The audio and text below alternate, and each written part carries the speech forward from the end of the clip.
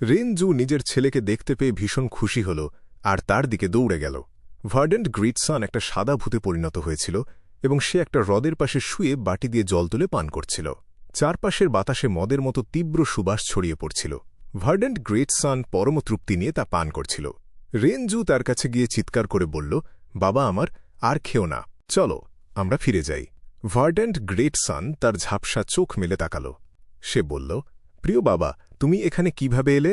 খুব ভালো হয়েছে, এসো আমরা একসাথে পান করি। রেনজু তার হাত থেকে মদের বাটিটা কেড়ে নিয়ে বিরক্ত হয়ে বলল, আর খেও না, তুমি কেবল মদ খেতেই জানো। সবাই জানে মৃতদের এই দেশে একটা জাদুকরী হ্রদ আছে, আর তার জল হল বিভ্রান্তির স্যুপ। আত্মারা এটা পান করলে তাদের বুদ্ধি লোপ পায় এবং ফিরে যাওয়ার ইচ্ছে হারিয়ে ফেলে। ভার্ডেন্ট গ্রিটসন মাথা নেড়ে দ্বিমত প্রকাশ করল। সে বলল, বাবা, তুমি ভুল করছ, এটা কোনো বিভ্রান্তির স্যুপ নয়, এটা আত্মা শান্ত করার মদ। এটা তোমার আত্মাকে শান্ত করে সব ময়লা দূর করে দেয়। তোমার আত্মা আর অস্থির থাকবে না এবং মনে পরম শান্তি খুঁজে পাবে। এটা এই পৃথিবীর অন্যতম সেরা মদ। রেনজু বলল, এটা কি ধরনের মদ তা দিয়ে আমার কোনো মাথা ব্যথা নেই, তোমাকে আমার সাথে ফিরতেই হবে। সে ভার্ডেন্ট গ্রিটসনের হাত ধরে টান দিল, কিন্তু দেখল তার শরীরটা পাহাড়ের মতো ভারী হয়ে আছে আর তাকে এক চুলও নড়ানো যাচ্ছিল না। ভার্ডেন্ট গ্রিটসন মাথা নেড়ে দীর্ঘশ্বাস ফেলে বলল, কিছু মানুষ মৃত্যুর পর পাহাড়ের মতো ভারী হয়ে যায়, আবার কিছু মানুষ মৃত্যুর পর পালকের মতো হালকা থাকে। বাবা, বেঁচে থাকতে আমার কাছে রেপুটেশন গু ছিল এবং আমি খ্যাতির আলোয় ভেসে মারা গিয়েছিলাম। এখানে আসার পর আমার শরীর পাহাড়ের চেয়েও ভারী হয়ে গেছে। আমি এক পাও চলতে পারি না, কেবল এখানেই শুয়ে থাকতে পারি। রেনজু সাথে সাথে বিষণ্ণ হয়ে পড়ল এবং উদ্বেগের সাথে চিৎকার করে বলল, কি? আমি তো তোমাকে আগেই বলেছিলাম, বড় গাছের ওপর দিয়েই বেশি ঝড় বয়ে যায়, নামডাক সবসময় ভালো জিনিস নয়। রেপুটেশন গুকে ছুঁড়ে ফেলে দাও। ভার্ডেন্ট গ্রিটসন মাথা নেড়ে দীর্ঘশ্বাস ফেলে বলল, আমরা নাম কিংবা ঐশ্বর্য নিয়ে জন্মাইনি, মৃত্যুর পরেও এগুলো সাথে নিয়ে যেতে পারি না। আমি মারা যাওয়ার পর রেপুটেশন গু আমাকে ছেড়ে চলে গেছে, কেবল ফিক্সড ইমমোর্টাল ট্রাভেল গু আমার সাথে রয়েছে। ফিক্সড ইমমোর্টাল ট্রাভেল গু চাইলে ভার্ডেন্ট গ্রিটসনের আত্মাকে জীবনের এবং মৃত্যুর দরজা থেকে বের করে বাইরের যে কোনো জায়গায় নিয়ে যেতে পারত, কিন্তু সত্যি সত্যি পুনর্জন্ম পেতে হলে তাকে জীবনের পথ ধরেই হেঁটে যেতে হতো। রেনজু বুঝতে পারল যে সে উইজডম গুয়ের চালের ফাঁদে পড়ে গিয়েছে। যদিও সে জীবনের এবং মৃত্যুর দরজার সবচেয়ে গভীর অন্ধকার মৃত্যুরাজ্যে পৌঁছে গিয়েছিল এবং নিজের ছেলেকেও খুঁজে পেয়েছিল, তবুও সে তাকে ফিরিয়ে নিয়ে যেতে পারল না। এমন সময় ফেয়ারনেস গু কথা বলে উঠল। সে বলল, ওহে রেনজু, তুমি কি এখনো বুঝতে পারছ না? ডেস্টিনি গুয়ের কারণেই জীবনের এবং মৃত্যুর দরজায় এই দুটো পথের জন্ম হয়েছে। জীবন আর মৃত্যু তো নিয়তিরই বিধান। মহাবিশ্বের ভারসাম্য টিকিয়ে রাখার জন্যই সকল জীবের জন্ম হয় আর মৃত্যু ঘটে। তোমার বড় ছেলে মারা গেছে, এটাই নিয়তি, আর এটা তোমাকে মেনে নিতেই হবে। তাছাড়া সে এখানে বেশ ভালোই আছে। এই মৃত্যুরাজ্য হল পৃথিবীর সবচেয়ে শান্ত জায়গা। সে পৃথিবীর সেরা মদ পান করছে আর বাইরের সব চিন্তা থেকে মুক্ত আছে। তুমি কি জানো এটা কতটা আনন্দের? রেনজু কিছুক্ষণ চুপচাপ নিজের রক্ত আর মাংসের দিকে তাকিয়ে রইল, তারপর একটা গভীর দীর্ঘশ্বাস ফেলল। সে বুঝল যে আপাতত ছেলেকে ফিরিয়ে নিয়ে যাওয়া কোনোভাবেই সম্ভব নয়। সে ফেয়ারনেস গু এবং নিজের ছেলের কাছ থেকে বিদায় নিয়ে মৃত্যুরাজ্য ছেড়ে চলে এল। এবার সে অন্য একটি পথে পা রাখল। এটা ছিল জীবনের পথ, যা অন্ধকার থেকে আলোর দিকে এগিয়ে গিয়েছিল। কিন্তু সে খুব দ্রুত বুঝতে পারল যে মৃত্যুর পথ ধরে আসার চেয়ে এই পথ ধরে হেঁটে যাওয়া বহুগুণ বেশি কঠিন। মৃত্যুর পথের চেয়ে জীবনের পথে সাফারিং গুয়ের সংখ্যা ছিল অনেক বেশি। মৃত্যুর পথ দিয়ে আসার সময় যত এগোনো যাচ্ছিল, পথ তত সহজ হচ্ছিল আর সাফারিং গু কমতে শুরু করেছিল। কিন্তু জীবনের পথে প্রতিটা কদম ফেলার সাথে সাথে চারপাশ থেকে ঝাঁকে ঝাঁকে সাফারিং গু উড়ে এসে পথ আটকে দিচ্ছিল। কারেজ গু আর বেশি সামাল দিতে পারছিল না। সে বলল, রেনজু, এখানে বড্ড বেশি সাফারিং গু রয়েছে আর এদের সংখ্যা বাড়তেই থাকবে। মৃত্যুতে শান্তি থাকলেও জীবনে শুধু অনন্ত দুঃখ আর কষ্ট। তুমি দ্রুত দাংহুন মাউন্টেনে যাও এবং কিছু পাথরের আবরণ ভেঙে ফেলো। শুধু সাহস নিয়ে টিকে থাকা যাবে না, তোমার ভেতরে সত্যিকারের দমও থাকতে হবে। রেনজু আত্মার তীব্র কাঁপুনি সহ্য করেই দ্রুত দাংহুন মাউন্টেনের দিকে এগিয়ে গেল এবং গাটস গু সংগ্রহ করতে লাগল। গাটস গুয়ের সাহায্যে তার আত্মা অনেক শক্তিশালী হয়ে উঠল, ফলে সেই কাঁপুনি আর তাকে কাবু করতে পারল না। দাংহুন মাউন্টেন পেরিয়ে সে লুওপো ভ্যালিতে এসে পৌঁছাল। এই উপত্যকা ছিল এক গোলক ধাঁধার মতো, যার বাঁকে বাঁকে জড়িয়েছিল কুয়াশা, যা আত্মাকে শিথিল করে দিত। সেই সাথে বয়ে চলছিল ধারালো বাতাস, যা সহজেই শিথিল আত্মাকে কেটে টুকরো টুকরো করে ফেলতে পারত। রেনজু তার জীবনের সবচেয়ে কঠিন পরিস্থিতিতে পড়ে গিয়েছিল এবং কোনো দিশা খুঁজে পাচ্ছিল না। সৌভাগ্যবশত গার্ডস গু দিয়ে শক্তিশালী হওয়ার কারণে কুয়াশায় তার আত্মা খুব ধীরে ধীরে নরম হচ্ছিল। সে যখন পথ হারিয়ে ফেলার উপক্রম হয়েছিল ঠিক তখনই ফেইথ গু উড়ে এসে তার চলার পথ আলো করে দিল। আত্মার সামান্য অবশিষ্ট অংশ নিয়ে কোনোমতে সে লুওপো ভ্যালি থেকে বেরিয়ে আসতে পারল। সে স্বস্তির একটা লম্বা নিঃশ্বাস ফেলল আর বুঝতে পারল সে সফলতার খুব কাছাকাছি চলে এসেছে। সে উল্টো স্রোতের নদীর কাছে এসে থামল, যা ছিল জীবনের পথে শেষ বাধা। প্রতিকূল স্রোতের বিপরীতে পা বাড়ানো ছিল অসম্ভব কঠিন এক কাজ। স্রোতের তীব্র চাপ তাকে ঠেলে পিছিয়ে দিচ্ছিল, ফলে তার গতি ধীর হয়ে আসছিল। তবুও সে কোনোমতে শক্ত হয়ে দাঁড়িয়ে আলোর দিকে এগিয়ে যেতে লাগল। সামনেই সফলতা দেখে সে কিছুটা নিশ্চিন্ত হল, আর মাত্র একটা ধাপ বাকি ছিল। সে লম্বা একটা দম ফেলে শরীরটা কিছুটা শিথিল করল, আর ঠিক তখনই উইজডম গুয়ের সতর্কবার্তার কথা ভুলে গিয়ে কয়েক মুহূর্তের জন্য থমকে দাঁড়াল। এই সামান্য বিরতির কারণেই নদীর প্রবল স্রোত তাকে ভাসিয়ে নিয়ে গেল। জীবন তো ঠিক এই নদীর স্রোতের মতোই, যেখানে অনবরত এগিয়ে না চললে পিছিয়ে যেতে হয়। স্রোতের টানে রেনজু আবার লুওপো ভ্যালির গভীরে গিয়ে আটকা পড়ল। ক্লান্তিতে তার শরীর এতটাই অবসন্ন ছিল যে সে নড়াচড়া পর্যন্ত করতে পারছিল না। ফ্যাং ইউয়েন শেষ পাথরের আবরণটা ভেঙে তৃপ্তির একটা শব্দ করল। এখন তার শরীর ও মন দারুণ ঝরঝরে লাগছিল। তার আত্মার সব ক্ষত পুরোপুরি সেরে গিয়েছিল এবং আত্মা আগের চেয়ে 5 গুণ বেশি শক্তিশালী হয়ে উঠেছিল। তার অন্তরের গভীর থেকে এক নতুন শক্তির অনুভূতি জেগে উঠল। এই অনুভূতি কোনো শারীরিক শক্তি থেকে আসেনি, বরং মনের তীব্র তেজ থেকে এসেছিল। ফ্যাং ইউয়েনের মনে হচ্ছিল সে যে কোনো জটিল সমস্যা নিমেষেই সমাধান করে ফেলতে পারবে। সে মনে মনে ভাবল, দাং হুন মাউন্টেনে মাত্র শতাধিক পাথরের আবরণ ছিল এবং সেগুলোর সবকটিতে গার্ডস গু ছিল না। হু ইমমর্টাল যখন এই পর্বত পেয়েছিল তখন তা বহুবার হাতবদল হয়ে প্রায় শূন্য হয়ে গিয়েছিল। সে বহু বছর ধরে অনেক শিয়াল বলি দিয়ে এই পর্বত রক্ষা করেছিল এবং পাথরের আবরণ তৈরি করেছিল। হু ইমমর্টাল মারা যাওয়ার পর বিগত 8 বছরে সামান্য কিছু পাথর জমেছিল, যা ফ্যাং ইউয়েন আজ পুরোপুরি ব্যবহার করে ফেলল। ল্যান্ড স্পিরিটের কথা অনুযায়ী একটা পাথর তৈরি করতে প্রায় 10,000 শিয়াল বলি দিতে হয়। কিন্তু এই মুহূর্তে ফ্যাং ইউয়েন সেই পদ্ধতি বেছে নিতে পারল না, কারণ তার হাতে পশুর দল খুব কম ছিল। আত্মা সুস্থ হয়ে ওঠার পর ফ্যাং ইউয়েন কোনো সময় নষ্ট না করে তার ভবিষ্যৎ পরিকল্পনা সাজাতে শুরু করল। এই মুক্ত ভূমি তার হাতে আসায় তার ক্ষমতা বহু গুণে বেড়ে গিয়েছিল, তবে সেই সাথে তাকে নতুন সমীকরণের মুখেও পড়তে হচ্ছিল। সে ভাবল, দাং হুন মাউন্টেন এখন আমার দখলে, ফলে আত্মার ভিত্তি শক্তিশালী করা কোনো ব্যাপারই নয়। পূর্বজন্মের অভিজ্ঞতায় রক্তের বাদুর নিয়ন্ত্রণের ভালো দখল ছিল আমার, তাই গোলামির পথ বেছে নেওয়াটাই এখন বুদ্ধিমানের কাজ হবে।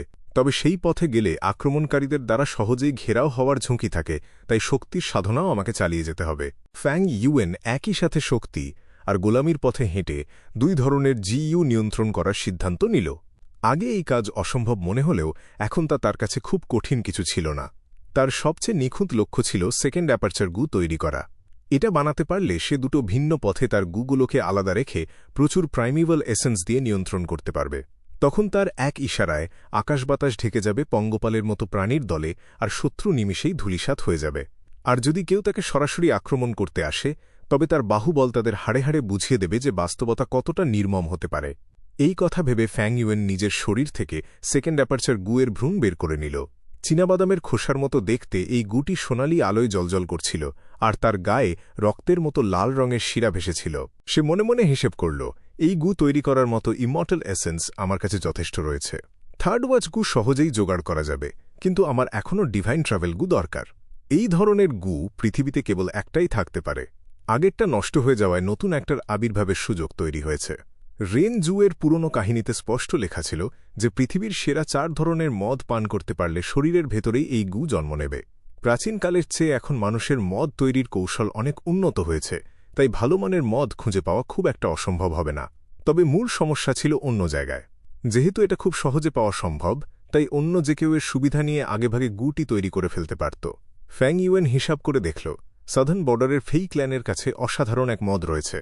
ইস্টার্ন সির র্যাঙ্ক 7 জিইউ ইমর্টাল জুই শিয়ান ওয়েন মদের বিশাল ভাণ্ডার গড়ে তুলেছে। নর্দার্ন প্লেন্সের রাজদরবারেও রয়েছে দীর্ঘায়ুর বিশেষ মদ। এদের যে কোনো একজন খুব সহজেই ডিভাইন ট্রাভেল গু নিজের করে নিতে পারে। তাই ফ্যাং ইউয়েনকে কেবল দুর্যোগ ঠেকিয়েই ক্ষান্ত হলে চলবে না, খুব দ্রুত সেরা 4টি মদ জোগাড় করে সেকেন্ড অ্যাপারচার গু তৈরি করে ফেলতে হবে। সবচেয়ে বড় উদ্বেগের কারণ ছিল স্প্রিং অটম সিকাডা। এই জায়গায় সময়ের গতি 5 গুণ বেশি হওয়ায় এর শক্তিও দ্রুত ফিরে আসছিল। 3 বার পুনর্জন্ম পাওয়া ভাগ্যের ব্যাপার ছিল, কিন্তু চতুর্থবার কেবল ভাগ্যের ওপর ভরসা করা বোকামি হবে। তাই এর শক্তি পুরোপুরি ফেরার আগেই সাকসেস অ্যাট ফার্স্ট অ্যাটেম্প্ট গু ইমিডিয়েট সাকসেস গু বা স্মুথ সাকসেস গুয়ের মতো যে কোনো একটি সংগ্রহ করার জন্য প্রস্তুত হতে লাগল ফ্যাং ইউয়েন।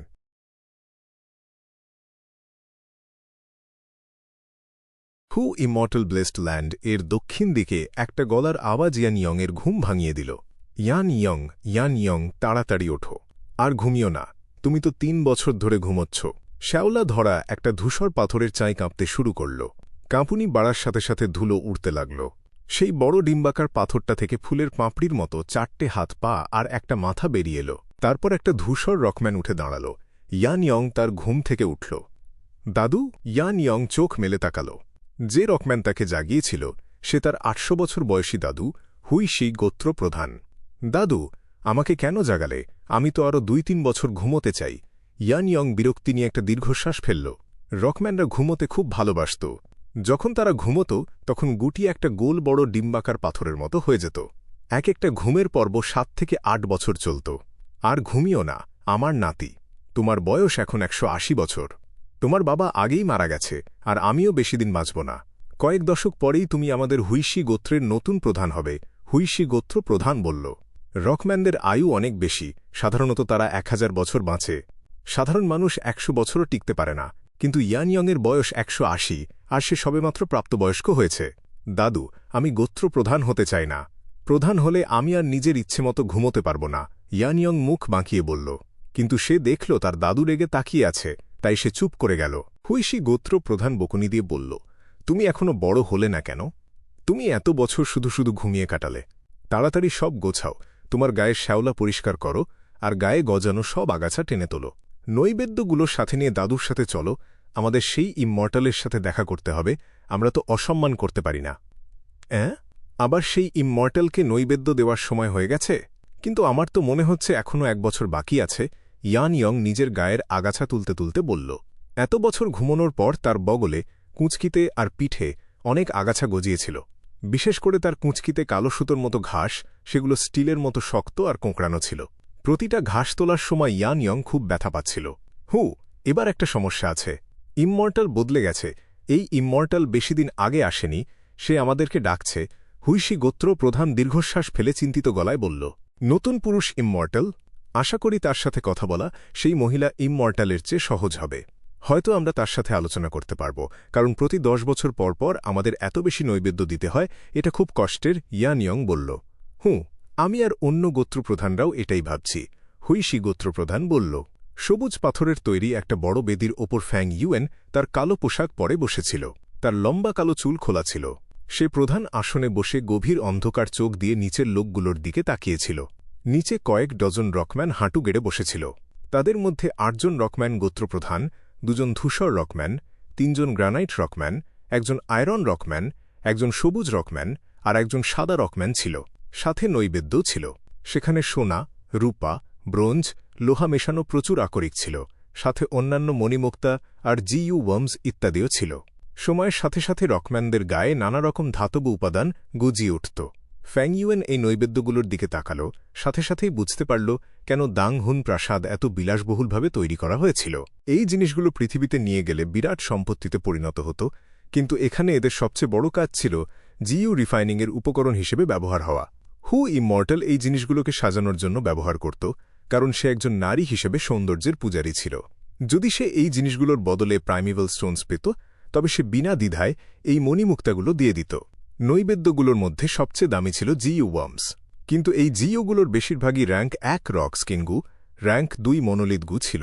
সেখানে একটা মাত্র র্যাঙ্ক 3 জিইউ ছিল, স্টোন অ্যাপারচার গু। ফ্যাং ইউয়েন একবার এই জিইউ ব্যবহার করেছিল। তখন স্প্রিং অটম সিকাডায়ের চাপ অ্যাপারচার নিতে পারছিল না, তাই বেপরোয়া হয়ে সে এটা ব্যবহার করেছিল। রকম্যানরা খোঁড়াখুঁড়িতে খুব পারদর্শী ছিল। তারা মাটির অনেক গভীরে থাকত। তাদের খাবার ছিল মাটি, আর অনেক সময় মাটি খুঁড়তে গিয়ে তারা জিইউ ওয়ার্মস পেত। কি বললে? তোমরা নৈবেদ্য কমাতে চাও? ফ্যাং ইউয়েন চোখ শুরু করে উঠে দাঁড়াল। ধীরে ধীরে সিঁড়ি বেয়ে নেমে সে রকম্যান গোত্র প্রধানদের দিকে এগিয়ে গেল। রকম্যানরা অনেক লম্বা আর বিশাল ছিল। মাটিতে হাঁটু গেড়ে বসে থাকার সময়ও তাদের কাঁধ ফ্যাং ইউয়েনের মাথার চেয়ে উঁচুতে ছিল। শ্রদ্ধেয় ইমমর্টাল প্রভু, আমাদের রকম্যান গোত্রগুলো গত 30 বছরে প্রচুর নৈবেদ্য দিয়েছে। এই বছরগুলোতে ভূমিকম্প হয়েছে, উত্তর দিকে বন্যা হয়েছে, পূর্ব দিকে আগুন লেগেছে, জীবন খুব কঠিন। যে জিনিসগুলো আমরা জোগাড় করতে পেরেছিলাম সেগুলো এখন আরও দুর্লভ হয়ে উঠছে। ইমমর্টাল, দয়া করুন, আমাদের অক্ষমতা ক্ষমা করুন, নৈবেদ্যের পরিমাণ একটু কমিয়ে দিন, সবচেয়ে বয়স্ক রকম্যান গোত্র প্রধান মিনতি করে বলল। ঠিক বলেছেন ইমমর্টাল প্রভু, দয়া করে নৈবেদ্য কমিয়ে দিন। এই বছরগুলোতে আমাদের সংখ্যা কমে যাচ্ছে। ইমমর্টাল, দয়া করে বোঝার চেষ্টা করুন, আমরা আপনার এই দয়া কখনো ভুলব না। অন্য রকম্যান প্রধানরাও কথা বলতে শুরু করল। নৈবেদ্য কমাতে চাও? হাঁ হাঁ হাঁ, অবশ্যই পারবে।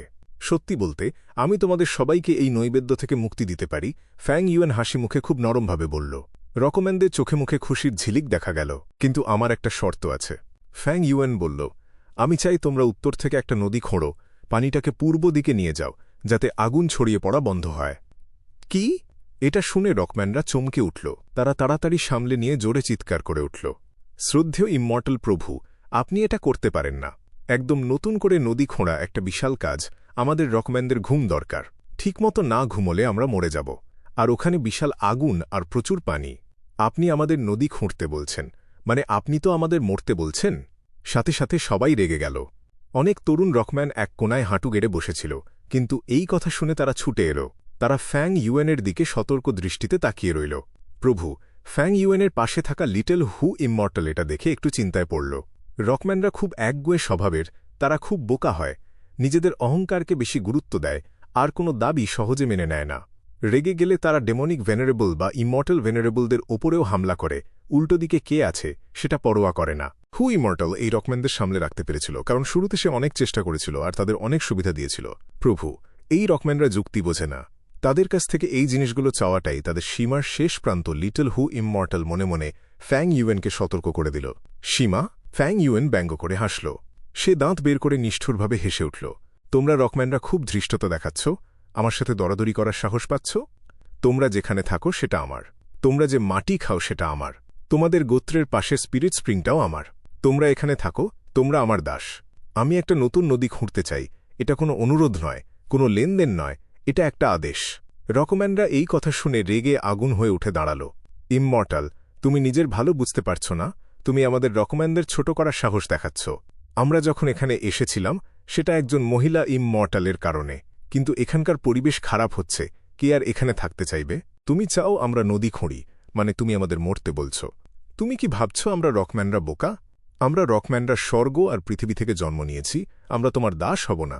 চলো যাই, অন্য কোথাও চলে যাই, আমি এই বাজে জায়গার আর ধার ধারি না। রকম্যান প্রধানরা চিৎকার করে উঠল। তারা ফ্যাং ইউয়েনের সাথে সম্পর্ক ভেঙে দিল। তাদের সাথে আসা অনুসারী আর তরুণ রকম্যানরা এগিয়ে এলো। তারা হাত মুঠো করে বিপজ্জনক দৃষ্টিতে ফ্যাং ইউয়েনের দিকে তাকিয়ে রইল। তোমরা চলে যেতে চাও? হাঁ হাঁ হাঁ, ফ্যাং ইউয়েন মাথা ঝুঁকিয়ে হাসতে লাগল, যেন সে পৃথিবীর সবচেয়ে মজার কোনো জোকস শুনেছে। তারপর সে হাসি থামিয়ে ঠান্ডা গলায় রকম্যানদের দিকে তাকাল। তোমরা কি ভাবছ এটা কোন জায়গা?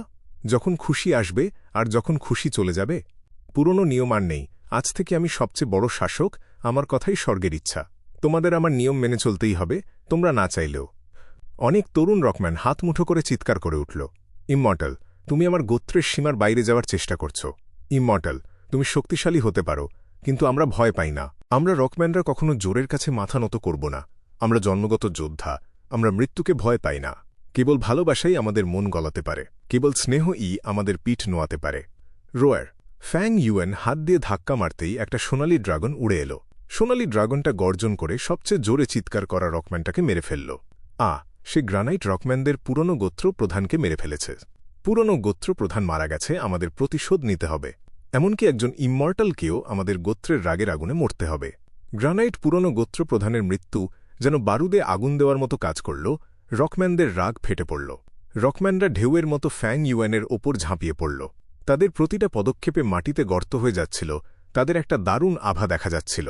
কয়েক ডজন রকম্যান একসাথে আক্রমণ করল, যেন 10,000 মানুষের একটা বিশাল সৈন্যবাহিনী এগিয়ে আসছে। তাদের শরীর থেকে অনেক আলো ঝলমল করে উঠল। এই রকম্যানদের শরীরে অনেক জিউ ওয়ার্মস ছিল, তারা নিজেদের ইচ্ছায় সেগুলোকে জাগিয়ে তুলল। কিন্তু কিছুক্ষণ পরেই সেই আলোগুলো নিভে গেল। লিটল হু ইমমর্টাল আক্রমণ করে সব জিউ ওয়ার্মস বন্ধ করে দিল। ফ্যাং ইউয়েন হাসতে হাসতে তার হত্যাযজ্ঞ শুরু করল। রকম্যানরা মৃত্যুকে ভয় পেত না, কিন্তু তাদের শক্তি ফ্যাং ইউয়েনের চেয়ে কম ছিল। তারা সবাই টুকরো টুকরো হয়ে ভেঙে পড়ল, খুব করুণভাবে মারা গেল।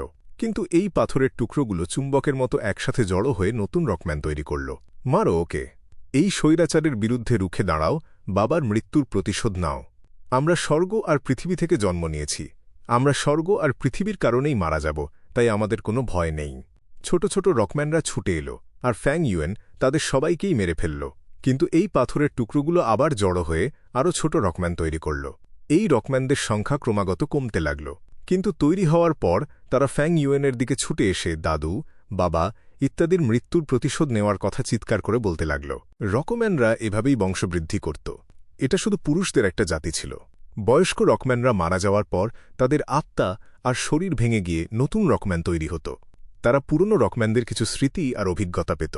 কোনো কোনো ক্ষেত্রে পুরনো রকম্যানরা এত বেশি ঘুমত যে তাদের আত্মার জোর অনেক বেড়ে যেত। তখন তারা নিজেদের শরীর ভেঙে নতুন ছোট রকম্যান তৈরি করত। ফ্যাং ইউয়েন তৃতীয়বারের মতো রকম্যানদের মারার পর চারপাশটা আবার শান্ত হয়ে গেল। শুধু একটা মাত্র রকম্যান বেঁচেছিল, সে মাটিতে শুয়ে কাঁপছিল। তোমার নাম কি? ফ্যাং ইউয়েন ধীরে ধীরে তার দিকে এগিয়ে গেল। আমার নাম ইয়ান ইয়ান ইয়ং, তরুণ রকম্যানটা তোতলাতে তোতলাতে বলল। তুমি কি জানো কেন আমি শুধু তোমাকেই বাঁচিয়ে রেখেছি? ফ্যাং ইউয়েন ইউয়েন ইয়ং এর মাথার ওপর দাঁড়িয়ে বলল, না, আমি জানি না। কারণ তুমি ভয় পেয়েছ। কারণ আমার প্রতি তোমার ভয় আর আতঙ্ক আমার ভালো লেগেছে। ফ্যাং ইউয়েন হাসি মুখে নরম গলায় বলল।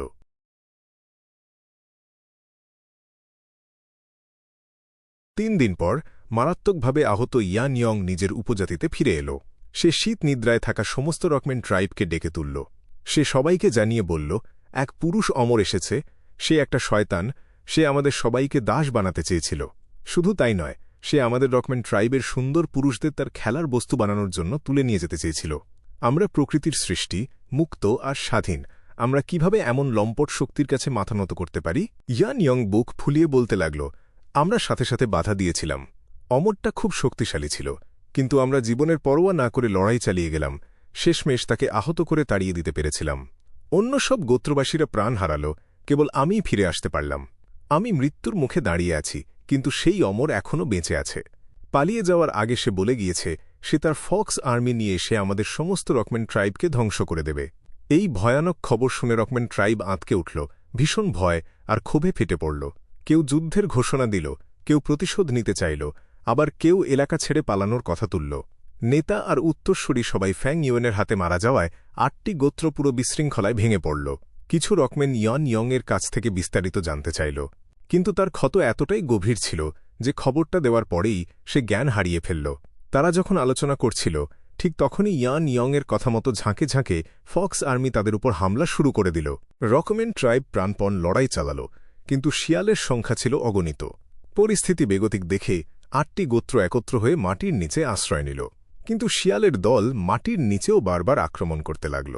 গোত্রবাসীদের মনে ফ্যাং ইউয়েনের প্রতি তীব্র ঘৃণা দাউদাউ করে জ্বলে উঠল, আর চারদিকে কেবল হতাশা ছড়িয়ে পড়ল। ঠিক সেই সময় ইয়ান ইয়ং ঘুম থেকে জেগে উঠল। ঘুমের মধ্য দিয়েই তাদের শরীরের ক্ষত বেশিরভাগ সেরে উঠেছিল। সে সাথে সাথে সবাইকে নেতৃত্ব দিয়ে এক অসাধারণ পাল্টা আক্রমণ চালাল। সে সবাইকে উজ্জীবিত করে বলল, আমরা রকমেন, মৃত্যুকে আমরা ভয় পাই না। সেই অমর আমাদের অপমান করতে পারে না। তাকে শক্তিশালী ভেব না, সে আসলে একটা কাগুজে বাঘ। সে কেবল এই শিয়ালের দলকেই মরতে পাঠাতে পারে। সে নিজে ইতিমধ্যেই আহত। হতাশ রকমেনরা এই আশাটুকুকে আঁকড়ে ধরে নতুন করে বাঁচার স্বপ্ন দেখল। তারপর ইয়ান ইয়ং তাদের পুরনো দলনেতাদের প্রসঙ্গ তুলল। সে আবেগে বুক চাপড়ে বলল, দলনেতাদের যৌথ আঘাতেই সে আহত হয়েছিল। তাদের হারানোই আমাদের সবচেয়ে বড় শোক। বিশেষ করে old white rock tribe leader আমার কোলেই শেষ নিঃশ্বাস ফেলেছিল। মৃত্যুর আগে সে পুরো গোত্রের দায়িত্ব আমার কাঁধে দিয়ে গিয়েছে। তা শুনে অন্য রকমেনরা তাকে সান্ত্বনা দিয়ে বলল, আপনি শোক করবেন না। আপনি যে বেঁচে ফিরে এসে আমাদের পথ দেখাচ্ছেন, এটাই অনেক। যেহেতু পুরনো নেতা আপনাকে দায়িত্ব দিয়েছেন, তাই আপনিই আমাদের নেতৃত্ব দিন। রকমেনরা সাধারণত শান্তিতে ঘুমাতে ভালোবাসত, ক্ষমতার লোভ তাদের ছিল না। এই চরম বিপদের মুখে তারা একজন শক্তিশালী নেতা পেয়ে ভীষণ খুশি হল। এভাবে ইয়ান ইয়ং একের পর 8টি গোত্রেরই প্রধান নেতা বনে গেল। কিছুদিন পর সে ফক্স আর্মিকে পুরো তাড়িয়ে দিয়ে তাদের বসতি রক্ষা করল। তারপর সে বলল, শুধু এতেই হবে না। সেই অমর বেঁচে থাকলে আমাদের কোনো ভবিষ্যৎ নেই। আমাদের দাংহুন মাউন্টেনে আক্রমণ করে তাকে পুরোপুরি খতম করতে হবে। প্রথমে কিছু রকমের দ্বিধায় পড়েছিল, কিন্তু ইয়ান ইয়ং চালাকি করে বলল, এটা আমার সিদ্ধান্ত নয়। Old white rock tribe leader মরার আগে বলে গিয়েছিলেন যে এই পাহাড়ি জায়গায় গার্ডসগু আর গার্ডস্টোন রয়েছে, যা পেলে আমাদের শক্তি বহুগুণ বেড়ে যাবে। পুরনো নেতার শেষ কথার গুরুত্ব দিয়ে সব রকমের একতাবদ্ধ হয়ে দাং হুন মাউন্টেন অভিমুখে যাত্রা করল। ফ্যাং ইউয়েন পাহাড়ের চারপাশে নামমাত্র কিছু শিয়ালের দল রেখে এক দুর্বল পাহারা সাজিয়ে রেখেছিল। রকমেনরা জয়ের গান গাইতে গাইতে পাহাড়ের দিকে এগিয়ে গেল। পাহাড়ে ফ্যাং ইউয়েন কিছু শিয়াল সাথে নিয়ে তাদের সামনে এসে এক সাজানো তুমুল লড়াই শুরু করল। সে শুরুতে নিজের ভয়ঙ্কর শক্তি দেখিয়ে বেশ কিছু রকমেনকে হত্যা করে ভীতি ছড়াল। ঠিক তখনই ইয়ানিয়ং সামনে এসে তার সাথে এক নাটকীয় চূড়ান্ত লড়াইয়ে লিপ্ত হল। শিয়ালের দল শেষ হয়ে গেল এবং ফ্যাং ইউয়েন যেন পরাজিত হয়ে পিছু হটল।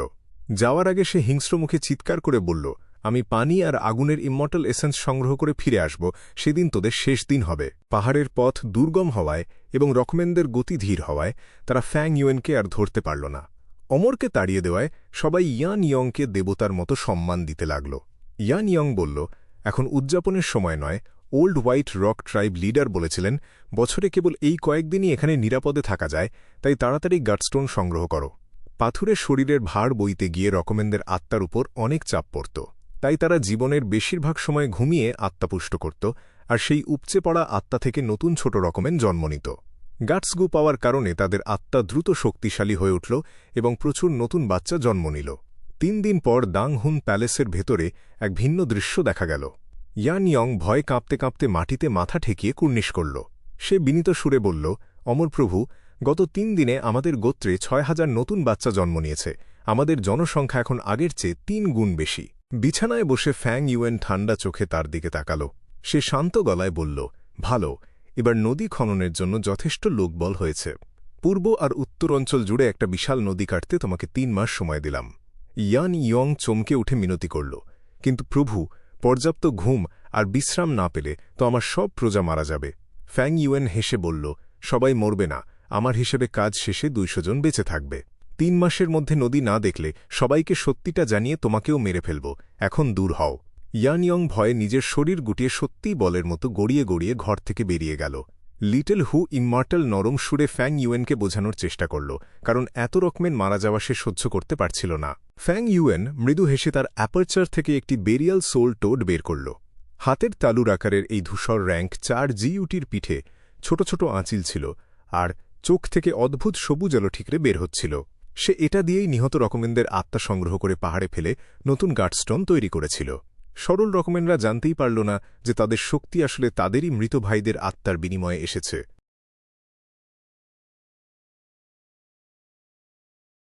ইয়ান ইয়ং দাং হুন প্যালেস থেকে বের হয়ে এল। কিছু আঁকাবাঁকা আর অন্ধকার সুড়ঙ্গ পার হয়ে সে পৌঁছাল দাং হুন মাউন্টেনে।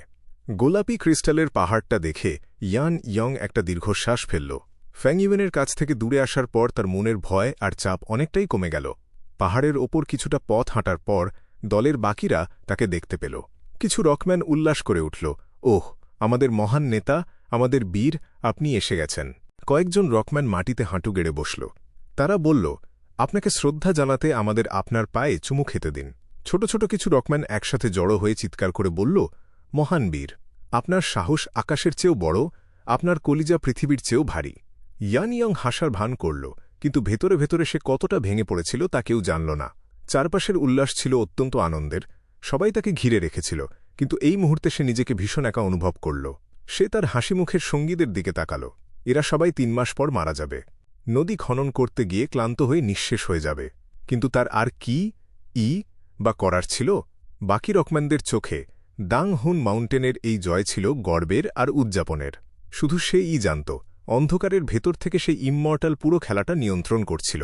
এই নির্মম সত্যিটা তাকে বুঝিয়ে দিয়েছিল তার জাতির এই বলিদান আর কষ্টার্জিত বিজয় আসলে কতটা করুণ আর অসহায়। সে তার সঙ্গীদের নেতৃত্ব দিয়ে একের পর এক জয় এনে দিচ্ছিল, কিন্তু একই সাথে ফ্যাং ইউয়েনের প্রতি তার ভয়ও বাড়ছিল। সে মনে মনে ভাবল, ওই ইমমর্টাল তো একটা আস্ত দানব।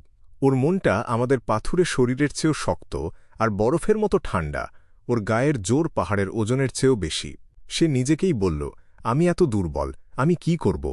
বিদ্রোহ করার মানেই তো নির্ঘাত মৃত্যু। আমি স্বীকার করছি আমি ভীরু, আমি মরতে খুব ভয় পাই। আমার এখনও ঠিকমতো ঘুমই পুরো হল না। আমার বয়স তো সবেমাত্র 180 বছর। ফ্যাং ইউয়েনের চেহারার কথা মনে পড়তেই ইয়ান ইয়ংয়ের বুক ভয়ে কেঁপে উঠল। তার মনের ভেতরের অবশিষ্ট বিবেক তাকে তিলে তিলে যন্ত্রণা দিচ্ছিল।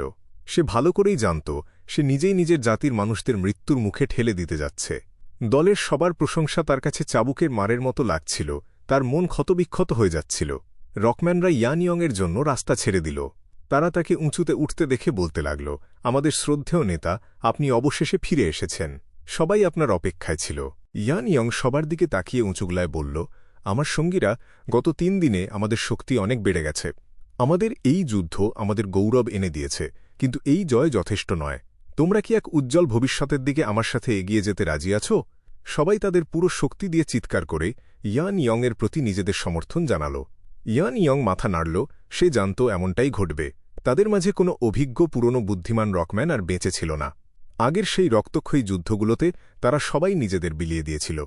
বাকি যারা ছিল তারা হয় একেবারেই নতুন আর সরল মনের, নয়তো ইয়ানইয়ংয়ের অন্ধভক্ত। চেঁচামেচি থামার পর ইয়ানইয়ং আবার মুখ খুলল। সে গম্ভীর গলায় বলল, গত 3 দিন ধরে আমি ভাবছিলাম পালিয়ে যাওয়া ওই ইমমর্টালকে কিভাবে থামানো যায়। ওদের কাছে ইমমর্টাল এসেন্স থাকে, তাই ওরা শিয়াল বাহিনীকে নিয়ন্ত্রণ করতে পারে আর এত শক্তির অধিকারী হয়। সে নিশ্চয়ই উত্তরের হ্রদে পালিয়েছে, নয়তো পূর্বের আগুনের গর্তে লুকিয়ে আছে। তাকে শক্তি ফিরে পাওয়ার সুযোগ দেওয়া যাবে না। চারপাশ থেকে রকম্যানরা সায় দিয়ে উঠল, নেতা একদম ঠিক বলেছেন। ওই শয়তানটাকে কোনোভাবেই শক্তি ফিরে পেতে দেওয়া যাবে না। কেউ কেউ বলল, সে আবার শক্তি ফিরে পেলে আমাদেরই সর্বনাশ হবে। কিন্তু হ্রদ আর আগুনের গর্ত দুটোই তো খুব বিপজ্জনক জায়গা, আমরা ওখানে কিভাবে যাব? জায়গাটা মুহূর্তেই কোলাহলে ভরে গেল। ইয়ানইয়ং সবাইকে থামিয়ে দিয়ে চিৎকার করে বলল, তাই আমি একটাই পথ বের করেছি। আমরা মাটি ফেলে আগুনের গর্ত আর হ্রদ দুটোই ভরাট করে ফেলব, যাতে ওই ইমমর্টাল আর কখনোই ইমমর্টাল এসেন্স ফিরে না পায়। শুনেই কয়েকজন আঁতকে উঠে বলল, এ তো পাগলামি।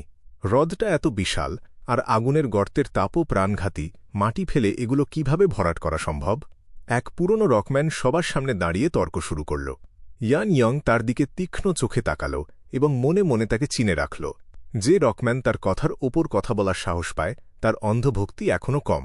ইয়ানইয়ং ঠিক করল, একেই সবচেয়ে কঠিন কাজটা দেওয়া হবে, যাতে সে খাটতে খাটতে মরে যায়। ঠিক সেই সময় আরেকজন প্রবীণ রকম্যান এগিয়ে এসে বলল, গায়ের জোরে এটা হবে না, আমার কাছে একটা উপায় আছে।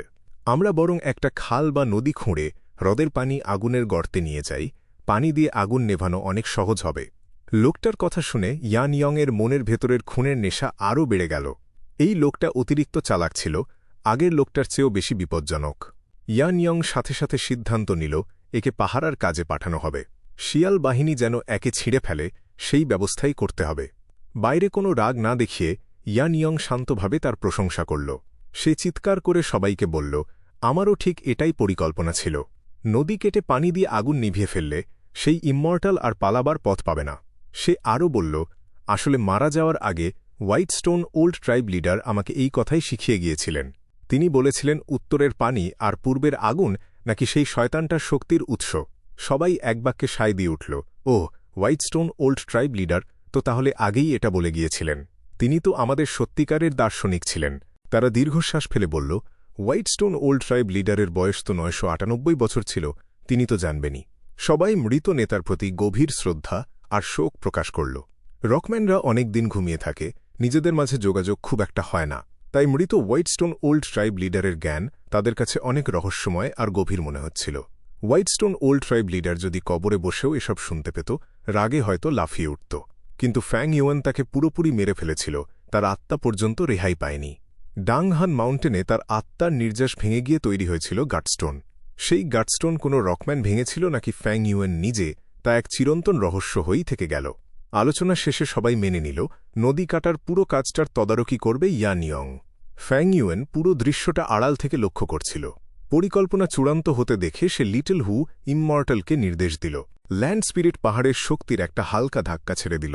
সাথে সাথে সব রকম্যানের আত্মা কেঁপে উঠল, তাদের মাথা ঘুরে গেল এবং অনেক কচি রকম্যান মাটিতে অজ্ঞান হয়ে পড়ে গেল। ইয়ানইয়ং সাথে সাথে নাটক করে চিৎকার করল, বিপদ! ডাংহুন মাউন্টেন হামলা করছে, সবাই চলো এখান থেকে পালাই। তারা তাদের আগের জায়গায় না ফিরে উত্তর আর পূর্ব দিকের সীমানার দিকে ছুটতে লাগল।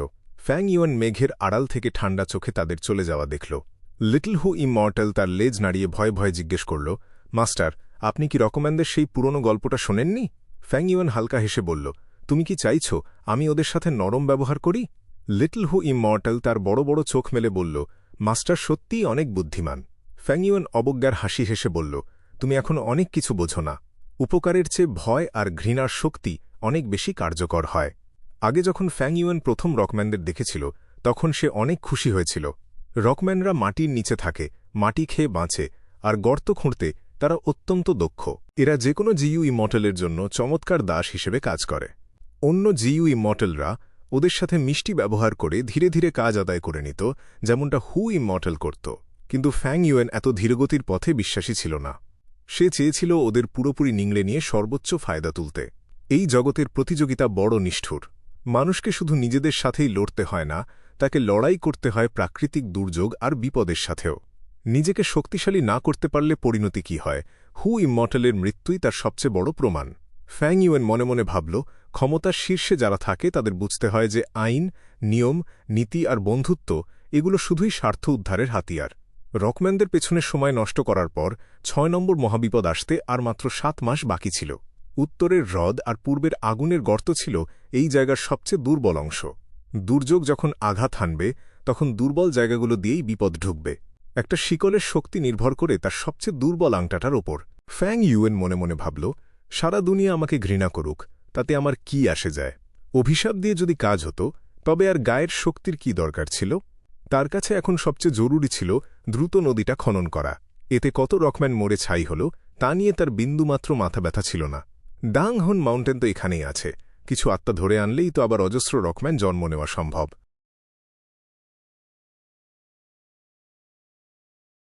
চারপাশে একের পর এক বিস্ফোরণ হচ্ছিল। বাতাসে ধুলো আর ধোঁয়ার কুণ্ডলি পাকিয়ে উঠছিল। এটা ছিল নদী খননের বিশাল প্রজেক্টের জায়গা। রকম্যানরা মাটি খেয়ে বাঁচে, তাই তাদের শরীরের ভেতরের অনেক জিইউ ওয়ার্ম খননের কাজে লাগানো যাচ্ছিল। এক বৃদ্ধ রকমের ইয়ান ইয়ংয়ের সামনে হাঁটু গেড়ে বসে কেঁদে ফেলল। সে আকুল হয়ে বলল, লর্ড ট্রাইব লিডার, এভাবে আর চলতে পারে না। গতকালও ৩ জন গোত্রবাসী ক্লান্তিতে মারা গেল, তাদের করুণ মৃত্যু হল, কোনো বংশধরও তারা রেখে যেতে পারল না। রকম্যানরা অতিরিক্ত পরিশ্রমে মারা গেলে তাদের আত্মা পুরোপুরি মিলিয়ে যায়, তারা সত্যি সত্যি শেষ হয়ে যায়। সেই আত্মা থেকে নতুন কোনো তরুণ রকম্যানও জন্ম নেয় না। ইয়ান ইয়ং নিজের বুকে চাপড় দিয়ে চিৎকার করে উঠল। সে বলল, আমি কি কিছু জানি না? আমাদের গোত্রের বীরেরা আবার আত্মত্যাগ করল। গোত্রের উজ্জ্বল ভবিষ্যতের জন্য, সুন্দর এক আগামীকালের জন্য তারা নিজেদের জীবন উৎসর্গ করল। ইয়ান ইয়ং থামল না। সে আবারও বলল, কিন্তু ঠিক এই কারণেই আমরা গতি কমাতে পারি না। খনন কাজ শুরুর পর থেকেই ফক্স আর্মি আমাদের ওপর বারবার হামলা চালাচ্ছে। শিয়ালদের দল দিন দিন বড় হচ্ছে, বোঝাই যাচ্ছে সেই অভিশপ্ত পুরুষ অমর তার ইমর্টাল এসেন্স ফিরে পাচ্ছে। আমাদের আরও কঠোর পরিশ্রম করতে হবে, নদী কেটে ফেলতে হবে যাতে সে তার শক্তির উৎস হারিয়ে ফেলে। বৃদ্ধ রকম্যান হতবাক হয়ে গেল। সে আমতা আমতা করে বলল, কিন্তু ট্রাইব লিডার। ইয়ান ইয়ং তখন তাকে সান্ত্বনা দিল। সে বলল, তুমি ভালো রকম্যান, গোত্রের কথা ভাবো, আমি তা বুঝি। এই বীরেরা কিন্তু বৃথা মারা যাবে না। ওইদিকে তাকিয়ে দেখো, আমি তাদের জন্য বীরত্বের স্মৃতিস্তম্ভ বানিয়ে দিয়েছি। তাদের সন্তান আর বংশধরেরা এই আত্মত্যাগের কথা মনে রাখবে, তাদের প্রতি আজীবন কৃতজ্ঞ থাকবে। সে সারিবদ্ধভাবে তৈরি করা অসংখ্য স্মৃতিস্তম্ভের দিকে আঙুল দেখাল। বৃদ্ধ রকমেন সেই সমাধিফলকগুলোর দিকে তাকিয়ে এক দীর্ঘশ্বাস ফেলল। রকমেনদের মৃত্যুর ঘটনা শুরু হওয়ার সাথে সাথেই নতুন ট্রাইব লিডার ইয়ান ইয়ং এই স্মৃতিস্তম্ভ তৈরির আদেশ দিয়েছিল। ফলে ভেঙে পড়া মনোবল এক নিমেষে চাঙ্গা হয়ে উঠল। প্রতিদিন অসংখ্য রকমেন ক্লান্তিতে মারা গেলেও বাকিরা দারুণ উদ্যমে কাজ চালিয়ে যাচ্ছিল। বৃদ্ধ রকমেন পরিস্থিতি বুঝতে পারা হাতে গোনা কয়েকজনের একজন ছিল। সে অত্যন্ত উদ্বিগ্ন হয়ে মনে মনে ভাবল, এরা তো মারাই গেল, এই স্মৃতিস্তম্ভ দিয়ে এখন কি লাভ হবে। সে মিনতি ভরা গলায় আবারও বোঝানোর চেষ্টা করল। বলল, ওহে নেতা, আমাদের রকমেনদেরও তো বংশবৃদ্ধি করতে হবে। ক্লান্তিতে নিঃশেষ হয়ে মরে গেলে তাদের আর কোনো আত্মাই বাঁচে না, তারা কোনো বংশধর রেখে যেতে পারে না। ইয়ান ইয়ংয়ের মুখে কোনো ভাবান্তর দেখা গেল না। সে একটা কথাও বলল না। তার পাশে দাঁড়ানো এক তরুণ রকমেন বিরক্তি প্রকাশ করল। সে বৃদ্ধকে লক্ষ্য করে ক্ষোভের সাথে বলল, ওহে বুড়ো, তুমি কি মরতে ভয় পাচ্ছ? বৃদ্ধ রকমেন সাথে সাথে জবাব দিল। বলল, ছোকরা, তুমি এ কেমন কথা বলছ? হ্যাঁ, আমি বুড়ো হয়েছি, কিন্তু আমি তো একজন রকমেন। রকমেন কি কখনো মরতে ভয় পায়? তরুণটি তাচ্ছিল্যের সুরে বলল, মরতে যদি ভয় নাই পাও তবে এত কথা বলছ কেন? আরেকজন যোগ করল, ঠিক তাই, আমরা গোত্রের জন্য নিজেদের অবদান রাখছি। পাশ থেকে অন্য আরেকজন চিৎকার করে উঠল, কি এমন হয়েছে? মহৎ এক উদ্দেশ্যের জন্য আমরা না হয় ছোটখাটো একটু ত্যাগ স্বীকার করছি। ইয়ান ইয়ংয়ের পাশে দাঁড়ানো একদল তরুণ রকমেন এভাবে তর্ক জুড়ে দিল।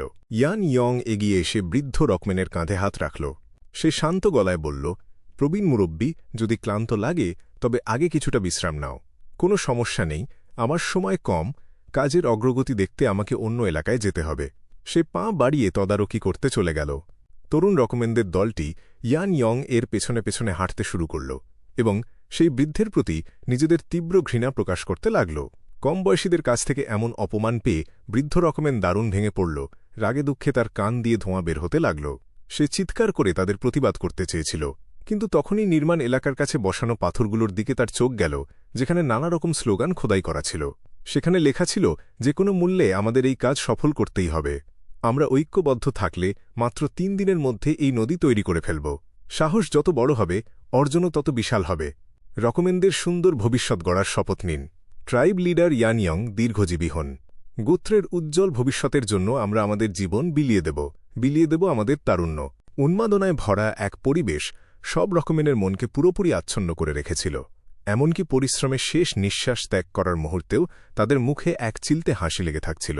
বৃদ্ধ রকমেন কিছু বলতে চেয়েছিল, কিন্তু অনেকবার মুখ খুলেও কোনো শব্দ বের করতে পারল না।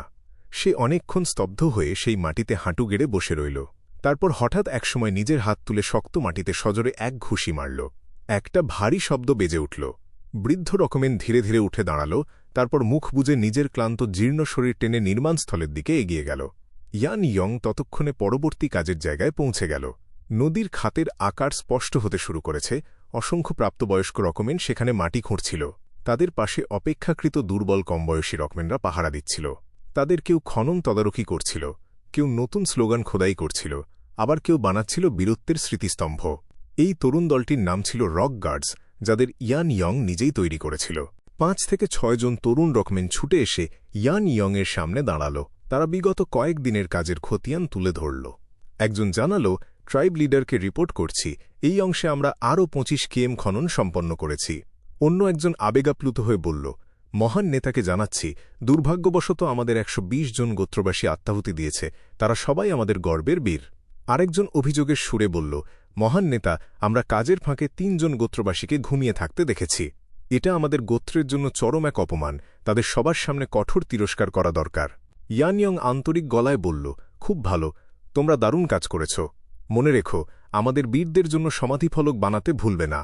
একই সাথে ওই অপদার্থদের দড়ি দিয়ে বেঁধে সবার সামনে অপদস্থ করো, যাতে অপমানের মাধ্যমেই তাদের ভেতরে সাহস জন্মায়। তরুণরা একসাথে গর্জন করে উঠল, আদেশ পালন করা হবে। ইয়ান ইয়ং প্রশংসা করে বলল, তোমরাই আমাদের আসল ভবিষ্যৎ। তোমাদের দেখলে আমি আমাদের গোত্রের উজ্জ্বল আগামীকে দেখতে পাই। তোমরা এভাবেই শক্ত হয়ে কাজ চালিয়ে যাও। তরুণ রকমেনরা প্রচণ্ড অনুপ্রাণিত হয়ে কাঁপতে লাগল। তারা উন্মত্ত চোখে চিৎকার করে উঠল, রকমেন ট্রাইবের জন্য সবকিছু সঁপে দিলাম। আমাদের প্রাণপ্রিয় নেতা, আপনি আমাদের গর্বের প্রতীক। আমরা আপনার পাশে ঐক্যবদ্ধ থাকব, এগিয়ে যাব এক অর্থপূর্ণ সুন্দর ভবিষ্যতের দিকে। তারা একের পর এক গর্জন করতে লাগল। তাদের চোখে মুখে উন্মাদনা ফুটল। কিন্তু ইয়ান ইয়ং তাদের চোখের দিকে তাকানো এড়িয়ে গেল। তরুণদের এই অন্ধ উন্মাদনা তাকে ভেতর থেকে ভয় পাইয়ে দিচ্ছিল।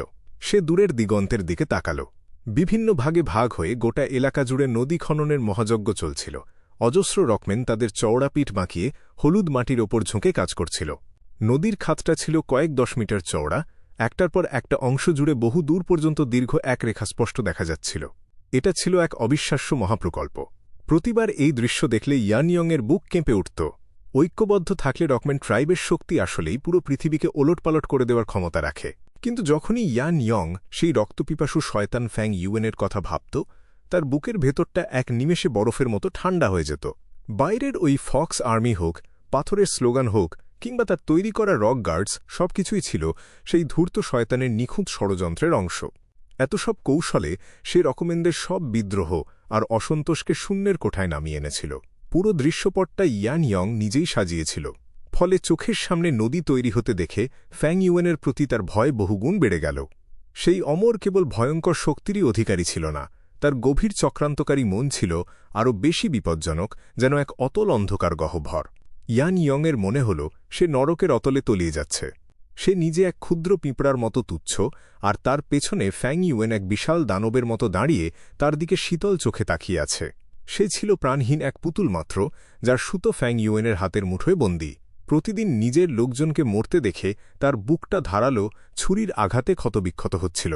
গোত্রবাসীদের এই আত্মঘাতী উন্মাদনা দেখে তার বুকচাপা এক করুণ আর্তনাদ জমা হচ্ছিল। সে মনে মনে ভাবল, সত্য যদি নাই জানতাম তবে কতই না ভালো হতো। হয়তো এই মিথ্যার মোড়কে বেঁচে থাকাই ছিল পরম আনন্দের। ইয়ান ইয়ং চোখ ফিরিয়ে নিল। সে হাত নেড়ে তরুণ সঙ্গীদের ডাকল, তারপর পরবর্তী খননস্থলের দিকে পা বাড়াল। এদিকে ফ্যাং ইউয়েন তার নিজের কাজে ব্যস্ত ছিল। সে বলল, এটাই শেষ এস্ট্রাস জিইউ, যাও। আগে থেকেই প্রাইমিভাল এসেন্স ঢুকিয়ে রাখা ছিল। ফ্যাং ইউয়েন নিজের আঙুল উঁচিয়ে সবুজ মটরের মতো দেখতে সেই জিইউ বাতাসে ছুঁড়ে দিল। এস্ট্রাস জিইউ ফেটে গিয়ে গোলাপি রঙের সূক্ষ্ম ধূলিকণায় রূপ নিল এবং নিচের শিয়াল দলের ওপর বৃষ্টি হয়ে ঝরে পড়ল। পুরো শিয়াল দলটি সেই ধোঁয়া নিঃশ্বাসে নেওয়ার সাথে সাথে অস্থির হয়ে উঠল। মুহূর্তের মধ্যে মাদি শিয়ালদের ওপর মদ্দা শিয়ালরা চড়ে বসল এবং প্রবল উন্মাদনায় তাদের জীবনশক্তি সঞ্চারিত করতে শুরু করল। শিয়ালদের গর্ভধারণের সময় এক এক জাতের ক্ষেত্রে এক এক রকম হতো। সোনালি শিয়ালের বাচ্চা প্রসব করতে 2 মাস সময় লাগত এবং প্রতিবারে 3 থেকে 4টি ছানা জন্ম নিত। অন্যদিকে 3 লেজের শিয়ালের মতো প্রাচীন দানবীয় জন্তুদের পেটে ভ্রূণ বেড়ে উঠতেই 100 বছরের বেশি সময় পার হয়ে যেত। সাধারণত কোনো প্রাণী যত শক্তিশালী হয় তার গর্ভধারণের সময়ও তত দীর্ঘ হয়ে থাকে। কিন্তু হু ইমর্টাল ব্লেসড ল্যান্ডের বর্তমান শিয়ালগুলো ছিল একেবারে সাধারণ জাতের, তাই তাদের বাচ্চা জন্ম নেওয়ার সময়ও ছিল খুব কম। নদী খননের কাজ শুরু হওয়ার পর থেকেই ফ্যাং ইউয়েন প্রতিদিন এস্ট্রাস জিইউ ব্যবহার করে চলছিল। সে একের পর এক নতুন শিয়ালের জন্ম দিয়ে নিজের ফক্স আর্মিকে ক্রমাগত শক্তিশালী করে তুলছিল। হু ইমর্টালের নিজের কোনো ইমর্টাল জিইউ ছিল না। পঞ্চম পার্থিব বিপর্যয়ে ব্লু চার্ম লাইটনিং শ্যাডোর হাতে তার মৃত্যু হয়, ফলে তার এনস্লেভমেন্ট পাথ জিইউ ওয়ার্মগুলো রক্ষা পায়নি। তবে দাং হুন মাউন্টেনের ভেতরে সে বেশ কিছু জিইউ ওয়ার্ম রেখে গিয়েছিল, যেমন ব্যারিয়াল সোল টোডের মতো সহায়ক জিইউ, এস্ট্রাস জিইউ এর মতো ক্ষয়িষ্ণু জিইউ এবং কিছু অতিরিক্ত এনস্লেভমেন্ট পাথ জিইউ, যার বেশিরভাগই ছিল ফক্স এনস্লেভমেন্ট জিইউ। দ্রুত নিজের শক্তি বাড়ানোর তাগিদে ফ্যাং ইউয়েন সেই সব জিইউ এর প্রায় পুরোটাই ব্যবহার করে ফেলেছিল। তার অক্লান্ত পরিশ্রমে শিয়ালের সংখ্যা কয়েক গুণ বেড়ে গেল। যদিও শিয়ালরা সর্বভোগ প্রাণী, তবুও ব্লেসড ল্যান্ডের সীমিত সম্পদ এত বিপুল সংখ্যক জন্তুর ভরণপোষণ চালাতে পারত না। 2 বছরেরও কম সময়ের মধ্যে খাবারের অভাবে অসংখ্য শিয়াল না খেয়ে মারা যেত। কিন্তু ফ্যাং ইউয়েনের তাতে বিন্দুমাত্র মাথা ব্যথা ছিল না। তার পুরো মনোযোগ তখন ষষ্ঠ পার্থিব বিপর্যয় সামাল দেওয়ার ওপর নিবদ্ধ ছিল। কয়েকটি মাস দ্রুত কেটে গেল। উত্তর আর পূর্ব প্রান্তকে যুক্ত করে তৈরি হয়ে গেল সুদীর্ঘ এক নদী। উত্তরের উপচে পড়া হ্রদের জল সেই গভীর খাতের ভেতর দিয়ে তীব্র স্রোতে বয়ে চলল। প্রবল বেগে পানি আছড়ে পড়ছিল। সেই বানের পানি যখন গনগনে আগুনের গহ্বরে গিয়ে আছড়ে পড়ল, তখন আগুন আর জলের প্রচণ্ড সংঘর্ষে নদীজল বাষ্পীভূত হয়ে তীব্র ধোঁয়া হয়ে আকাশে উঠতে লাগল। জলপ্রবাহ শান্ত হলে দেখা গেল কালো আগুনের অর্ধেকেরও বেশি নিভে গেছে। কেবল প্রান্তসীমার 3টি জায়গা ধিকধিক করে জ্বলছিল। এভাবে আগুন আর জল একে অপরকে নিষ্ক্রিয় করে দিল। উত্তরের বন্যা কমে গিয়ে মাটি আবার জেগে উঠল, আর বিশাল জলধারা অগভীর খন্দগুলো ভরিয়ে দিয়ে তৈরি করল অজস্র শান্ত হ্রদ। উত্তরাঞ্চল যদিও কর্দমাক্ত ছিল এবং পূর্বাঞ্চল পুড়ে গিয়ে গাছপালাহীন বিরান ভূমিতে রূপ নিয়েছিল, তবুও আগুন আর জলের এই মিলন রক্তাক্ত ক্ষতের ওপর শক্ত চামড়া গজানোর মতো কাজ করল। সময় গড়ালে এই 2 অঞ্চল ধীরে ধীরে আবার তাদের প্রাণচাঞ্চল্য ফিরে পাবে। ফ্যাং ইউয়েনের নির্দেশে ইয়ান ইয়ং আহত ও ক্লান্ত প্রায় 100 জন রকমেনকে নিয়ে দক্ষিণের বসতিতে ফিরে গেল। লিটল হু ইমমর্টাল আকাশের দিকে তাকাল। সে অসহায় গলায় বলল, মাস্টার, এই মেঘগুলো নিয়ে আমরা এখন কি করব? বেশ কয়েকবার বৃষ্টি হওয়ার পরও বাতাসে প্রচুর জলীয় বাষ্প জমে ঘন মেঘের চাদর তৈরি করেছিল। সেই মেঘের আড়ালে সমস্ত প্রাকৃতিক আলো ঢাকা পড়ে গেল। পুরো পূর্বাঞ্চল এক গভীর অন্ধকারে ঢেকে অস্বস্তিকর এক পরিবেশ তৈরি করল। ব্লেসড ল্যান্ডে কোনো রোদ বা বাতাস ছিল না। এই মেঘগুলো পূর্বাঞ্চলের বাসিন্দাদের স্বাভাবিক জীবনে মারাত্মক বিপর্যয় ডেকে আনবে। ফ্যাং ইউয়েন এক পলক মেঘের সাগরের দিকে তাকিয়ে চোখ ফিরিয়ে নিল। সে উদাসীন গলায় বলল, ওগুলো অগ্রাহ্য করো। মেঘের জমাট বাঁধা তার প্রত্যাশার ভেতরেই ছিল। এটা তুচ্ছ একটা ব্যাপার মাত্র। এখন সবচেয়ে জরুরি বিষয় হল আসন্ন ষষ্ঠ পার্থিব বিপর্যয়। ব্লেসড ল্যান্ড যদি এই মহাবিপর্যয় কাটিয়ে বেঁচে থাকতে পারে, তবে মেঘ সরানোর উপায় সে পরে ধীরে ধীরে বের করবে। আর যদি রক্ষা না পায়, তবে মেঘ নিয়ে মাথা ঘামানোর কোনো অর্থই থাকে না।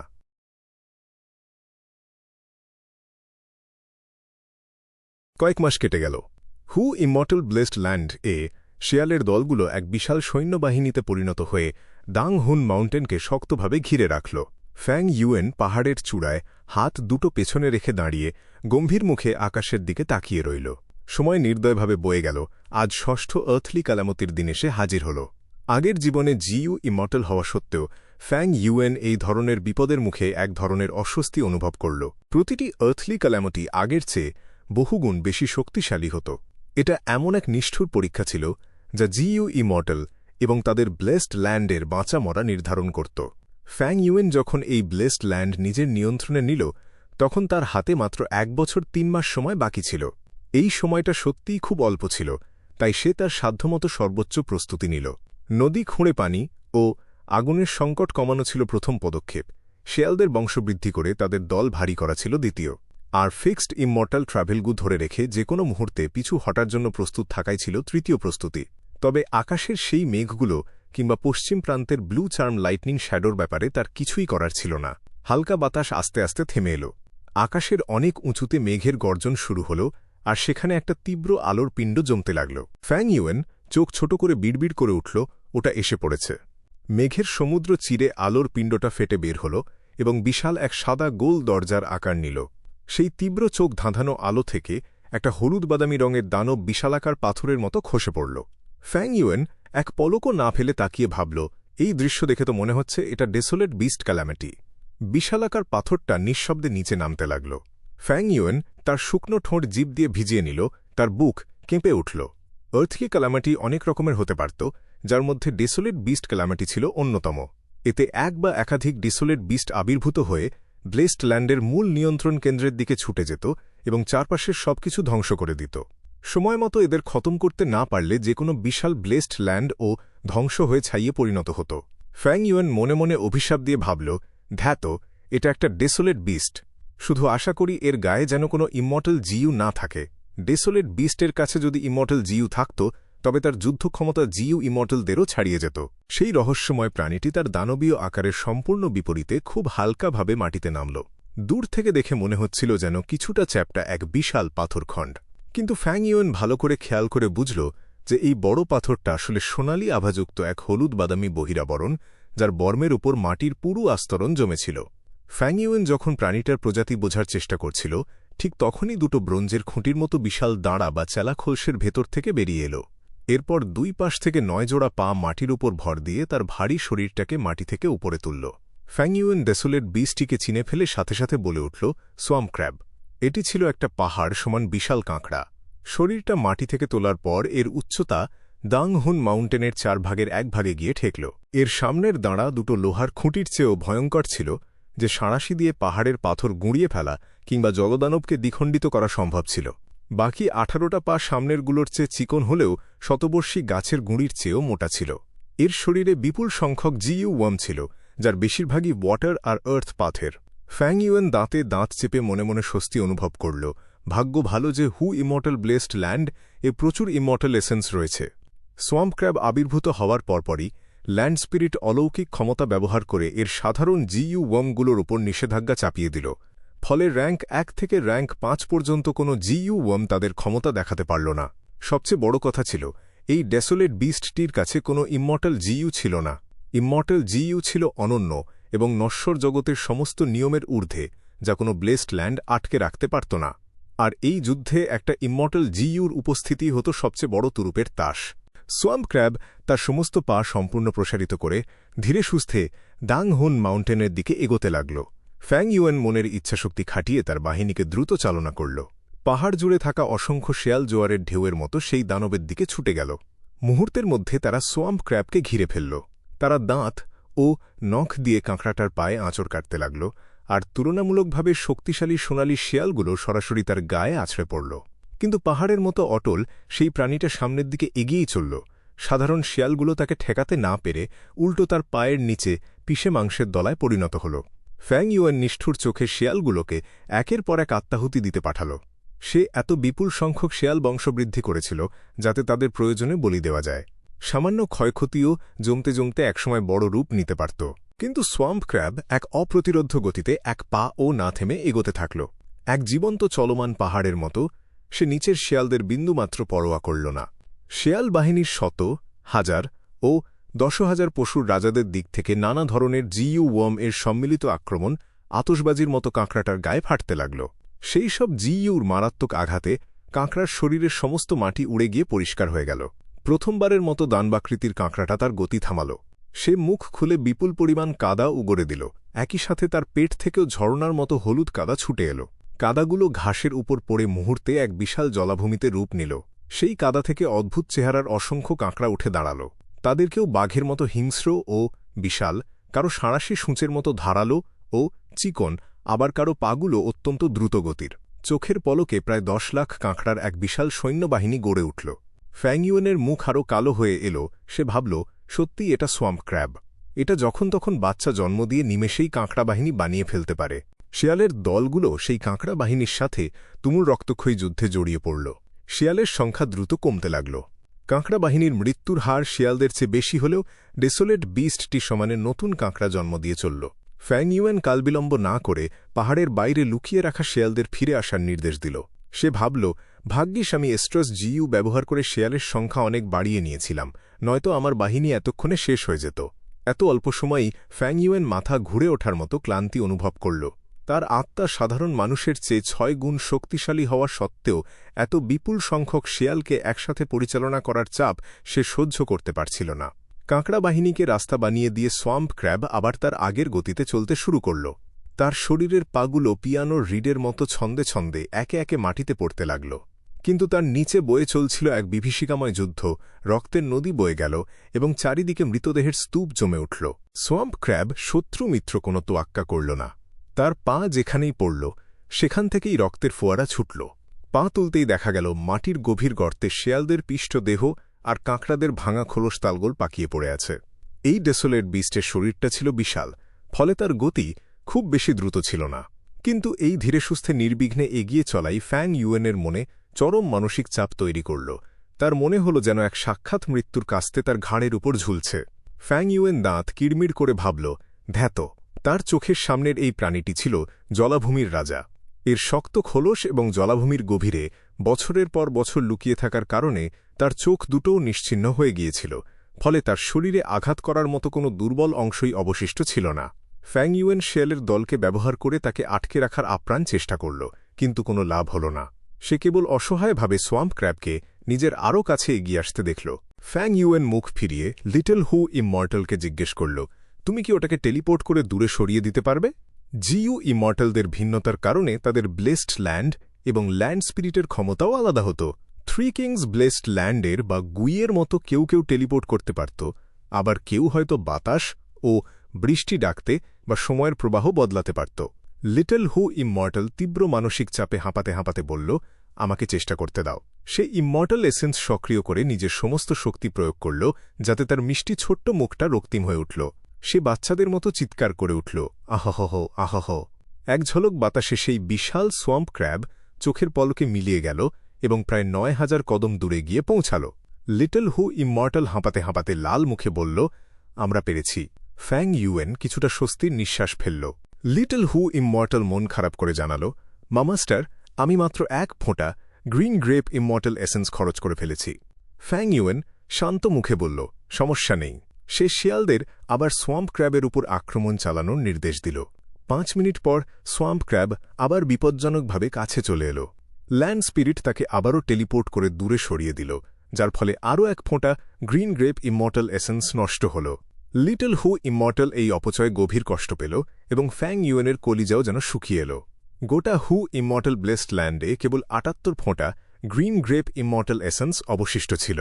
ফ্যাংইউয়েন 1 ফোঁটা ফিক্সড ইমমর্টাল ট্রাবেল গুকে খাইয়েছিল, আর এখন এই কাঁকড়াকে সরাতেই চলে গেল 2 ফোঁটা। ভবিষ্যতে জিইউ তৈরি করতে এবং ব্লেসড ল্যান্ড পরিচালনা করতে তার আরও ইমমর্টাল এসেন্স প্রয়োজন ছিল। কিন্তু হু ইমমর্টাল মারা যাওয়ায় এই গ্রিন গ্রেপ ইমমর্টাল এসেন্স আর নতুন করে তৈরি করা সম্ভব ছিল না। প্রতিটি ফোঁটার অপচয় মানেই ভবিষ্যতের জন্য চরম সংকট।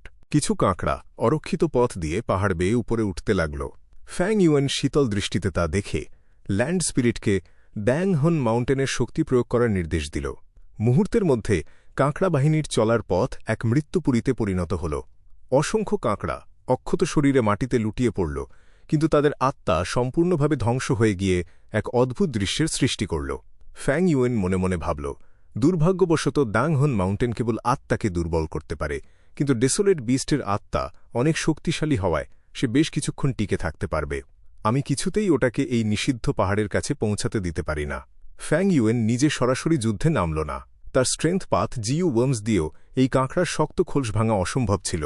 সবচেয়ে বড় কথা, কাঁকড়াটা এখনও কোনো ইমমর্টাল জিইউ ব্যবহার করেনি, যার ফলে সে সম্পূর্ণ অনিশ্চয়তায় ছিল।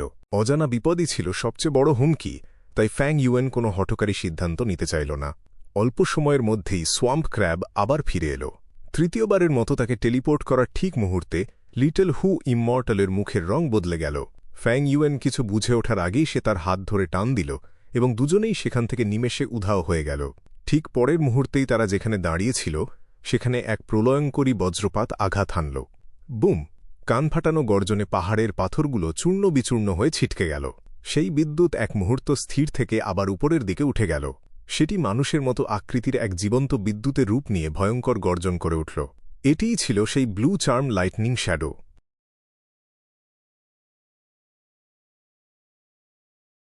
ব্লু চার্ম লাইটনিং শ্যাডো নিজের মাথা চেপে ধরে ব্যথায় আর্তনাদ করে উঠল। চারপাশের নীল বিদ্যুৎ লক্ষ্যহীনভাবে আছড়ে পড়তে লাগল। বহুক্ষণ পর তা শান্ত হল। ডাং হুন মাউন্টেনে ঢোকার পরেই বজ্রের সেই অবয়বটির আত্মায় মারাত্মক আঘাত লেগেছিল। ডাং হুন প্যালেসের ভেতর থেকে ধোঁয়ার পর্দায় এই দৃশ্য দেখে ফ্যাং ইউয়েনের মুখ ছাইয়ের মতো ফ্যাকাশে হয়ে গেল। ঠিক আগের মুহূর্তে ল্যান্ডস্পিরিট তাকে টেলিপোর্ট না করলে হয়তো সে এতক্ষণে মারাই যেত। লিটল হু ইমমর্টাল ভয়ে নিজের বুকে হাত বুলিয়ে নিল। তার মুখে তখনও আতঙ্কের ছাপ স্পষ্ট ছিল। বিপদের ওপর যেন আর এক বিপদ চেপে বসল। ব্লু চার্ম লাইটনিং শ্যাডো লড়াইয়ে নামায় পরিস্থিতি নিশ্চিতভাবেই ভয়াবহ রূপ নিল। অতর্কিত আক্রমণ ব্যর্থ হওয়ায় সেই ছায়া প্রচণ্ড রেগে গিয়ে বারবার দাং হুন মাউন্টেনে ধাক্কা মারতে লাগল। প্রতিটি ধাক্কায় দাং হুন প্যালেস কেঁপে উঠছিল।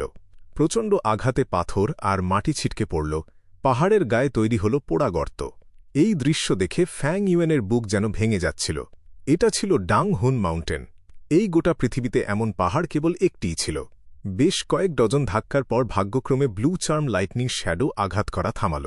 তার আত্মা মারাত্মক ক্ষতিগ্রস্ত হয়েছিল এবং চারপাশের বিদ্যুৎ বিশৃঙ্খল হয়ে পড়েছিল, তাই সে আর নতুন করে হামলার সাহস পেল না। এদিকে ল্যান্ডস্পিরিট সেই বিশালাকার সোয়াম্প ক্র্যাবকে আরও 2 বার টেলিপোর্ট করল। সব মিলিয়ে এর পেছনে তাদের মোট 5টি গ্রিন গ্রেপ ইমমর্টাল এসেন্স নষ্ট হল। আর শুরুতে যে অসীম ফক্স আর্মি প্রস্তুত ছিল তা এখন প্রায় ধ্বংসের মুখে এসে ঠেকল।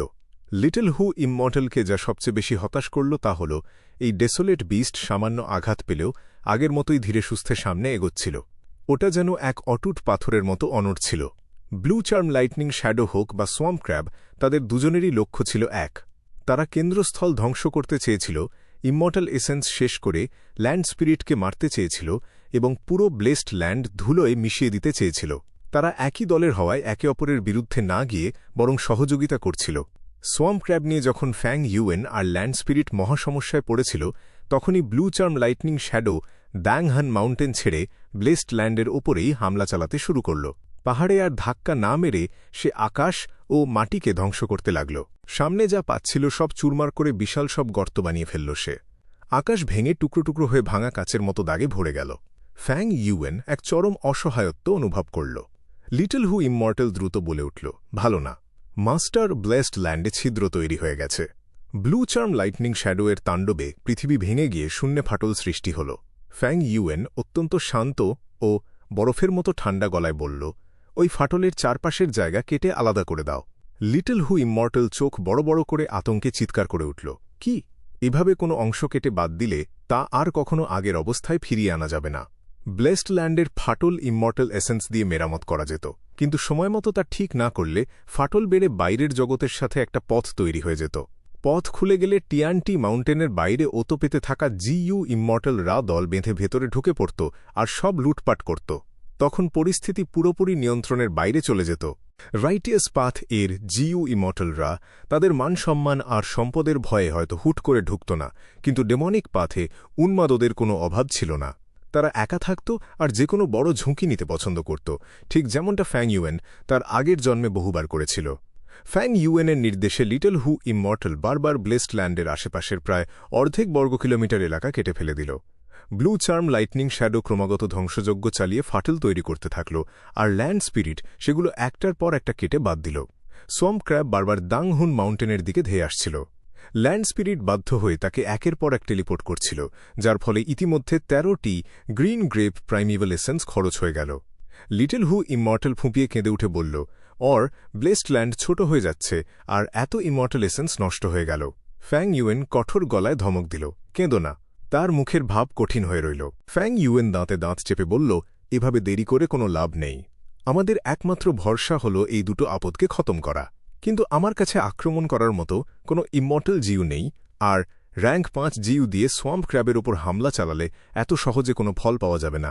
এখন আমার একমাত্র উপায় হল বাজি ধরা। ডেসোলেট বিস্টদের শরীর এতটাই বিশাল আর তাদের সেরে ওঠার ক্ষমতা এতটাই তীব্র যে তারা বেশিরভাগ র্যাঙ্ক 5 জিইউকে সহজেই অগ্রাহ্য করতে পারত। বিশেষ করে এই সোয়াম্প ক্র্যাব ছিল ডেসোলেট বিস্টদের মধ্যেও অত্যন্ত শক্ত চামড়ার অধিকারী। ফ্যাংইউয়েনের কাছে টার্ন গোল্ড গু, সফট বোনস গু, পিচ ব্ল্যাক গুয়ের মতো অনেক র্যাঙ্ক 5 জিইউ ছিল, কিন্তু সোয়াম্প ক্র্যাবের বিরুদ্ধে সেগুলো ছিল শান্ত হ্রদে নুড়ি ফেলার মতো। সামান্য ঢেউ তোলা ছাড়া তাতে বড় কোনো ক্ষতি হতো না। তাছাড়া ফ্যাংইউয়েন পাহাড় থেকে নিচে নেমে নিজে গিয়ে সেসব জিইউ ব্যবহার করতে পারছিল না।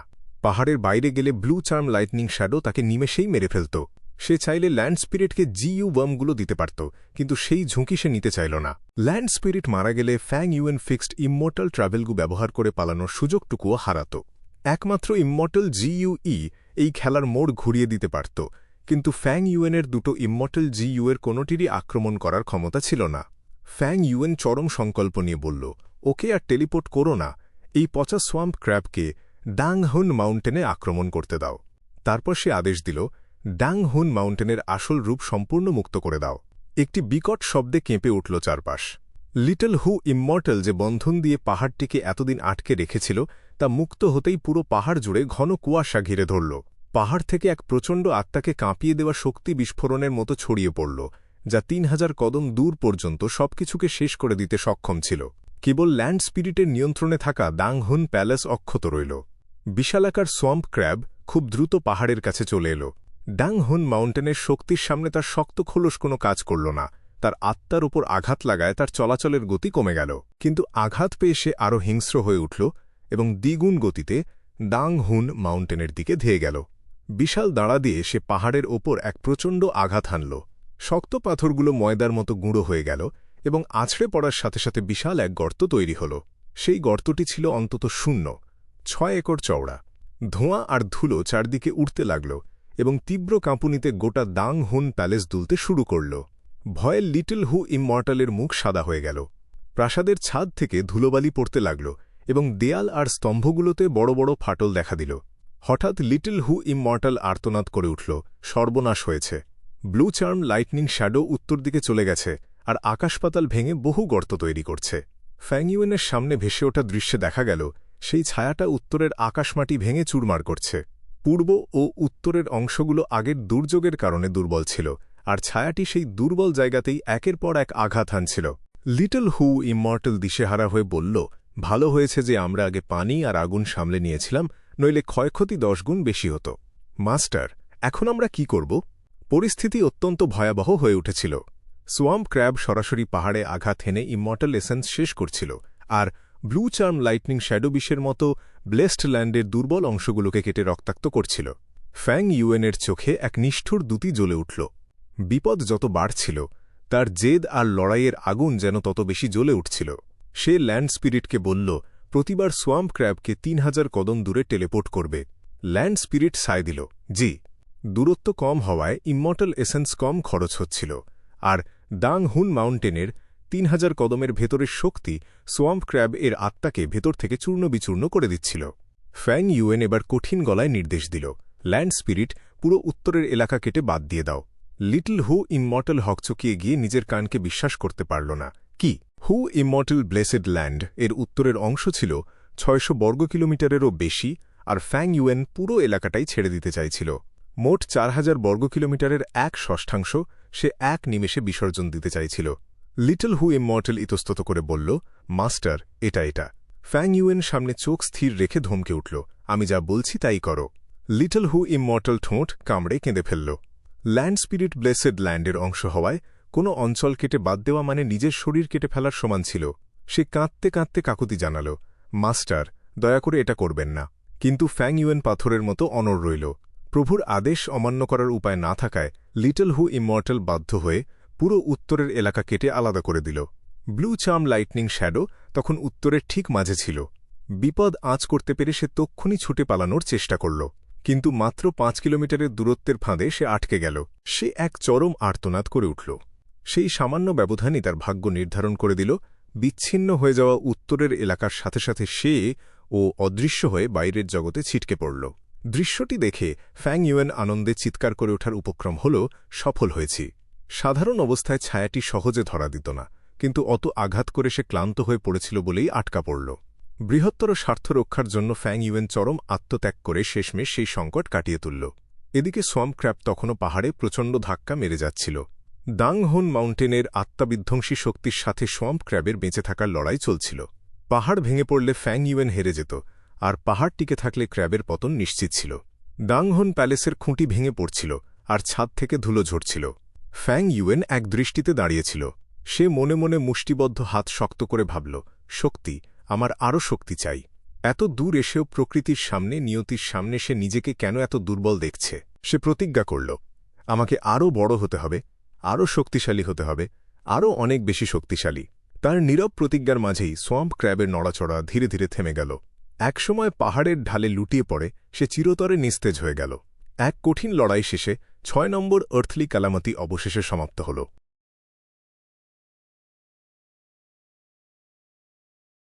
ফ্যাং ইউয়েন দাংহুন মাউন্টেনের প্রাসাদ থেকে বাইরে বেরিয়ে আসল। গোলাপি রঙের স্ফটিকের পাহাড়টার গায়ে এখন চারদিকে শুধু গর্ত। ভাঙা পাথরগুলো মাটিতে ছড়িয়ে ছিটিয়েছিল। চারদিকে এক করুণ দৃশ্য, টাটকা লাল রক্ত, হলদে কাদা আর শিয়াল ও কাঁকড়ার মৃতদেহ একসাথে মিশেছিল। বিশাল আকারের সোয়াম্প ক্র্যাবটার মৃতদেহ ডাং হুন মাউন্টেনের মাঝামাঝি অংশে পড়েছিল। এটা দেখতে একটা ছোটখাটো পাহাড়ের মতো লাগছিল। চারপাশের সবার নজর সেদিকেই আটকে যাচ্ছিল। একটা হালকা বাতাস ফ্যাং ইউয়েনের কালো চুলে এসে লাগল। তার কালো চোখের তীক্ষ্ণ দৃষ্টি তখনও যুদ্ধক্ষেত্রের দিকেই স্থির ছিল। বাতাসে ভেসে আসা রক্তের কড়া গন্ধ তার নাকে এসে লাগল। তার ঠিক পেছনেই দাঁড়িয়েছিল লিটল হু ইমমর্টাল। তার চোখ দুটো লাল হয়েছিল, আর গাল বেয়ে জল গড়িয়ে পড়ছিল। নাক টানতে টানতে সে ফ্যাং ইউয়েনকে হিসেব দিতে শুরু করল। সে বলল, মাস্টার, আমাদের অনেক বড় ক্ষতি হয়ে গেছে। আমরা প্রায় ৬৬৬ বর্গ কিলোমিটার জায়গা হারিয়েছি, আর আমাদের কাছে মাত্র ৬৮টা ইমমর্টাল এসেন্স বাকি আছে। আমাদের ৪,৭,০০,০০০ ফক্স আর্মির মধ্যে এখন মাত্র ৩,১০,০০০ বেঁচে আছে। আর জিইউ বমের কথা বললে আমরা প্রায় ৭,০০,০০০ জিইউ বম হারিয়েছি। হু ইমমর্টাল তার হু ইমমর্টাল ব্লেসড ল্যান্ডকে অনেক বছর ধরে তিল তিল করে সাজিয়েছিল। এই দুর্যোগের পর মনে হচ্ছিল যেন প্রায় ৪০ বছরের পরিশ্রম এক নিমিষে শেষ হয়ে গেল। কিন্তু ফ্যাং ইউয়েন মোটেও এমনটা ভাবছিল না। তার চেহারায় ক্লান্তির ছাপ থাকলেও চোখের দৃষ্টিতে এক অদ্ভুত আনন্দ লুকিয়েছিল। সে এই আর্থলি ক্যালামিটি থেকে বেঁচে ফিরেছে। এটা তার জন্য একটা বড় বাধা ছিল। এখন যেহেতু সে বেঁচে গেছে, তাই ফ্যাং ইউয়েনের কাছে ঘুরে দাঁড়ানোর জন্য যথেষ্ট সময় আছে। সপ্তম আর্থলি ক্যালামিটি আসার আগে সে নিজেকে ভালোভাবে প্রস্তুত করতে পারবে। ফ্যাং ইউয়েন লিটল হু ইমমর্টালের মাথায় হাত বুলিয়ে শান্ত করার চেষ্টা করল। সে বলল, কান্না থামাও। হু ইমমর্টাল ব্লেসড ল্যান্ড এখনও নিরাপদ আছে, তার মানে আমাদের আশাও বেঁচে আছে। দাং হুন মাউন্টেন তো আর ভেঙে পড়েনি, তাই নতুন করে শুরু করার মতো সম্পদ আমাদের কাছে আছে। সে আবার বলল, যদিও আমরা কিছুটা জায়গা হারিয়েছি, কিন্তু আপাতত ওই জায়গাগুলো আমাদের কোনো কাজেই আসত না, তাই এটা আমাদের উন্নতিতে কোনো বাধা তৈরি করবে না। একটু থেমে সে আবার বলল, দেখো, কিছুদিন পরেই ডাংহান মাউন্টেন আবার গার্ডস্টোন দিয়ে ভরে যাবে। তখন আমরা আরেকটা রকম্যানদের দলকে নিয়ন্ত্রণ করতে পারব। আর সবচেয়ে বড় কথা হল, সেই ব্লু চার্ম লাইটনিং শ্যাডোকে আমরা তাড়িয়ে দিয়েছি। এখন আমরা নিশ্চিন্তে নিজেদের উন্নতি করতে পারব। হু ইমমর্টাল ব্লেসড ল্যান্ড খুব তাড়াতাড়ি আবার আগের মতো সুন্দর হয়ে উঠবে। এই যুদ্ধটা সত্যিই খুব ভয়ঙ্কর ছিল। দাংহুন মাউন্টেনের আশেপাশে অসংখ্য শিয়াল আর কাঁকড়া মারা গিয়েছিল। সেই সাথে সোয়াম্প ক্র্যাবের আত্মাও পাহাড়ের কাঁপুনিতে টুকরো টুকরো হয়ে দাংহুন মাউন্টেনের ভেতর শুষে গিয়েছিল। এর ফলে খুব শিগগিরই দাংহুন মাউন্টেনে প্রচুর পরিমাণে গার্ডস্টোন তৈরি হতে শুরু করবে। লিটল হু ইমমর্টাল চোখ মুছে একটু ভাবল। সে বলল, মাস্টারের কথা আসলেই ঠিক। এই আর্থলি ক্যালামিটি আসলে একটা পরীক্ষার মতো ছিল। হু ইমমর্টাল ব্লেসড ল্যান্ড এই পরীক্ষায় পার হয়ে এসেছে। এখানে যেমন অনেক ক্ষতি হয়েছে, তেমনি অনেক বড় লাভও হয়েছে। লিটল হু ইমমর্টাল সোয়াম্প ক্র্যাবের মৃতদেহটার দিকে রাগি চোখে তাকিয়ে গাল ফুলিয়ে বলল, কিন্তু একটা আফসোস রয়েই গেল। এই সোয়াম্প ক্র্যাবটার ভেতরে অনেক জিইউ ওয়ার্ম ছিল, কিন্তু ডাং হান মাউন্টেন তাদের সবাইকে মেরে ফেলেছে। ফ্যাং ইউয়েন একটা গভীর শ্বাস নিল। সে বলল, তোমার তো খুশি হওয়া উচিত যে এই দানবটার কাছে কোনো ইমমর্টাল জিইউ ছিল না। থাকলে হয়তো আমরা আজ এখানে দাঁড়িয়ে থাকতে পারতাম না। এটাই ছিল এই পুরো বিপদের সবচেয়ে সৌভাগ্যের দিক। একটা শক্তিশালী ইমমর্টাল জিইউ পুরো যুদ্ধের পরিস্থিতি মুহূর্তের মধ্যে বদলে দিতে পারত। যদি এই সোয়াম্প ক্র্যাবটার কাছে একটা ইমমর্টাল জিইউ থাকত আর ফ্যাং ইউয়েন তাকে মেরেও ফেলত, তবু সেই ইমমর্টাল জিইউকে ধরা একটা বিশাল বড় সমস্যা হয়ে দাঁড়াত। হয়তো সেই বন্য ইমমর্টাল জিইউটা ব্লু চার্ম লাইটনিং শ্যাডোর জায়গা নিত, আর হু ইমমর্টাল ব্লেসড ল্যান্ডের জন্য নতুন একটা বড় বিপদের কারণ হয়ে উঠত। এই আর্থলি ক্যালামিটি থেকে বেঁচে ফিরতে পেরেই ফ্যাং ইউয়েন যথেষ্ট খুশি ছিল। সে মাত্র র্যাঙ্ক 4-এর একজন সাধারণ জিইউ মাস্টার ছিল, অথচ সে এমন একটা দানবকে মেরে ফেলেছে যা জিইউ ইমর্টালদের জন্যও একটা বড় সমস্যা। ফ্যাং ইউয়েন চারদিকে আরেকবার চোখ বুলিয়ে নিল। হঠাৎ করেই তার শরীরে ভীষণ ক্লান্তি নেমে আসল। সে বলল, ল্যান্ড স্পিরিট, যুদ্ধক্ষেত্রটা পরিষ্কার করে ফেলো। সোয়াম্প ক্র্যাবের মৃতদেহটা ভালোভাবে গুছিয়ে রাখো, আমি এখন একটু বিশ্রাম নিতে যাব। সে 1 মিলিয়নেরও বেশি শিয়ালকে একসাথে নিয়ন্ত্রণ করেছিল। তার মন আর আত্মার ওপর দিয়ে অনেক বড় ধকল গেছে, তাই তার এখন খুব দ্রুত ঘুম দরকার ছিল। লিটল হু ইমর্টাল সোয়াম্প ক্র্যাবের খোলসটার দিকে চকচকে চোখে তাকিয়ে বলল, ঠিক আছে, এরকম প্রত্যেকটা দানবই এক একটা চলন্ত সম্পদের ভাণ্ডার। এর রক্ত, পশম, হাড় আর ভেতরের সবকিছুই জিইউ রিফাইনিংয়ের জন্য দারুণ সব উপাদান। লিটল হু ইমর্টাল তার ছোট ছোট দাঁত বের করে রেগেমেগে সোয়াম্প ক্র্যাবটার দিকে এগোতে লাগল। সে বিড়বিড় করে বলল, পাজি কাঁকড়া কোথাকার, আমি তোকে ছিঁড়ে টুকরো টুকরো করে ফেলব। ফ্যাং ইউয়েন খুব শান্তিতে ঘুমাল। 3 দিন পর ঘুম ভাঙলেও সে বিছানা ছেড়ে উঠতে চাইল না। এই প্রথম সে নিজের শরীর আর মনকে পুরোপুরি বিশ্রাম দিচ্ছিল। ষষ্ঠ আর্থলি কালামতি শেষ হয়ে গেছে। ফ্যাং ইউয়েন নিজের জন্য অনেকটা সময় বের করে নিয়েছে। এখন সে অন্তত একটু স্বস্তির শ্বাস ফেলতে পারবে। নতুন করে জন্ম নেওয়ার পর থেকে সে সারাক্ষণ শুধু নানা রকম ফন্দি এঁটেছে আর লড়াই করে গেছে। বিশেষ করে স্যানচা মাউন্টেনে বিপদ থেকে বাঁচার জন্য তাকে নিজের শেষ বিন্দুটুকু দিয়ে চেষ্টা করতে হয়েছিল। এখন সে অবশেষে হু ইমমর্টাল ব্লেসড ল্যান্ডকে বাঁচাতে পেরেছে। ফ্যাং ইউয়েনের কাছে এটা একটা নিরাপদ আর শান্ত জায়গা। এই জায়গাটা ধ্বংস হয়ে গেলে তাকে অনেক বড় বিপদে পড়তে হতো। সে ইতোমধ্যে অনেক কিছু সবার সামনে প্রকাশ করে ফেলেছে, যেমন ফিক্সড ইমমর্টাল ট্রাভেল গুটার কথাই ধরা যাক। ফ্যাং ইউয়েন কোনো জিইউ ইমমর্টাল ছিল না, তাই সে এই ইমমর্টাল জিইউকে নিজের অ্যাপারচারে লুকিয়ে রাখতে পারত না। এর অস্তিত্ব একটু টের পেলেই অন্য জিইউ ইমমর্টালরা এসে এটা ছিনিয়ে নিয়ে যেত। কিন্তু এখন ফিক্সড ইমমর্টাল ট্রাভেল গুটা হু ইমমর্টাল ব্লেসড ল্যান্ডের ভেতরে নিরাপদে আছে, আর এখানে ইমমর্টাল এসেন্স থাকায় সে কোনো চিন্তা ছাড়াই এটাকে খাওয়াতে পারবে। এছাড়াও সেকেন্ড অ্যাপারচার গু তৈরি করার একটা ব্যাপার ছিল। লিটল হু ইমমর্টাল যদি ইমমর্টাল এসেন্স নিয়ন্ত্রণ না করত, তবে ফ্যাং ইউয়েন কখনোই এই ইমমর্টাল জিইউটা তৈরি করতে পারত না। এর জন্য তাকে আগে জিইউ ইমমর্টাল হতে হতো, আর ততদিনে অন্য কেউ হয়তো ডিভাইন ট্রাভেল গু তৈরি করে ফেলত, তখন অনেক দেরি হয়ে যেত। তাই হু ইমমর্টাল ব্লেসড ল্যান্ডকে বাঁচাতে পেরে ফ্যাং ইউয়েনের আসলেই অনেক বড় লাভ হয়েছে। ফ্যাং ইউয়েন কিছুক্ষণ শুয়ে থাকার পর উঠে কিছু খেয়ে নিল। পেট ভরার পর সে আবার ঘুমিয়ে পড়ল। এবার সে টানা 10 ঘন্টা ঘুমাল। যখন সে ধীরে ধীরে চোখ খুলল, তখন তার শরীরের সব ক্লান্তি একদম দূর হয়ে গেছে। তার মন এখন পরিষ্কার, মাথা খুব ভালো কাজ করছে, আর শরীরটাও একদম ঝরঝরে লাগছে। সে পা দিয়ে মেঝেতে একটু ঠোকা দিয়ে ডাকল, ল্যান্ড স্পিরিট কোথায়? একটা শোঁশো শব্দ করে লিটল হু ইমমর্টাল শূন্যস্থান থেকে সরাসরি তার সামনে এসে হাজির হল। আনন্দে তার মুখটা লাল হয়েছিল। সে বলল, মাস্টার, আমি ওই কাঁকড়াটাকে টুকরো টুকরো করে ফেলেছি। আমরা ওগুলো ভালো দামে বিক্রি করতে পারব। হঠাৎ কিছু মনে পড়ায় সে আবার বলল, ওহ হ্যাঁ মাস্টার, এখানে 3টা চিঠি আছে। দুর্যোগের দিন ফাঁকফোকর গলে এগুলো ভেতরে ঢুকেছিল। এই বলে লিটল হু ইমমর্টাল 3টা জিইউ বের করে ফ্যাং ইউয়েনের হাতে দিল।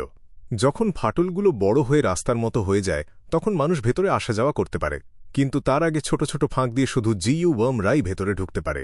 এই 3টাই ছিল চিঠিপত্র আদান প্রদান করার জিইউ ওয়ার্ম। একটার আকার ছিল কাগজের সার্স পাখির মতো, ওটা হলো র্যাঙ্ক 3-এর পেপার ক্রেন গু। আর একটা ছিল একটা সবুজ পাখির মতো, যেটা দেখতে একদম জ্যান্ত লাগছিল। সেটা হলো র্যাঙ্ক 5-এর লেটার সেন্ডিং গ্রিন বার্ড গু। আর শেষেরটা দেখতে একটা তলোয়ারের মতো ছিল, সেটা হলো র্যাঙ্ক 3-এর ফ্লাইং সোর্ড লেটার গু। ফ্যাং ইউয়েনের চোখ দুটো চকচক করে উঠল। সে লেটার সেন্ডিং গ্রিন বার্ড গুটা হাতে নিল। সবুজ পাখিটার সাথে সাথে একটা চিঠিতে বদলে গেল। এটা পাঠিয়েছিল র্যাঙ্ক 7-এর একজন জিইউ ইমমর্টাল ফেং জিউগে। ফ্যাং ইউয়েন অবশ্য খুব একটা অবাক হল না। সবুজ পাখিটাকে দেখেই তার মনে হচ্ছিল যে এটা সেই পাঠিয়েছে। চিঠিতে ফেং জিউগে এর ভাষা ছিল খুব শান্ত।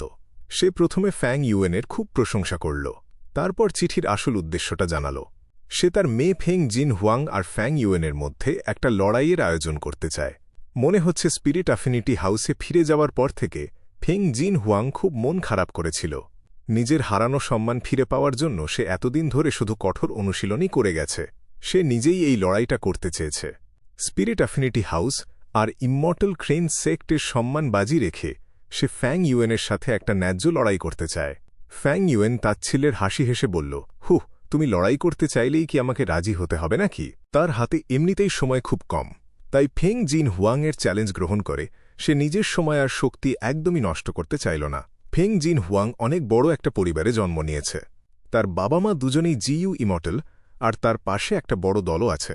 তার যদি একটা ব্লেসড ল্যান্ড থাকে আর সেখানে কোনো দুর্যোগ আসে, তবে তার হয়ে লড়াই করার জন্য অনেক মানুষ দাঁড়িয়ে যাবে। কিন্তু ফ্যাং ইউয়েন একদম একা, তাকে সব কিছুর জন্য নিজের ওপরই নির্ভর করতে হয়। তাই বড়লোকের এই আদুরে মেয়ের সাথে খেলার মতো কোনো ইচ্ছেই তার নেই। সে নাক ছিটকে বলল, কি বোকার মতো কথা! সে নিজের সম্মান ফিরে পেতে চায়, আর আমাকে তার সাথে তাল মেলাতে হবে? হাস্যকর। অন্য সবার মতো ফ্যাং ইউয়েন ফ্যাং জিউ গেকে ভয় পেত না, কারণ খুব তাড়াতাড়ি তাকে হেভেনলি কোর্টে ডেকে নেওয়া হবে। একবার সেখানে চলে গেলে তার জন্য দোমরে সেন্ট্রাল কন্টিনেন্টে ফিরে আসাটা মোটেও সহজ হবে না।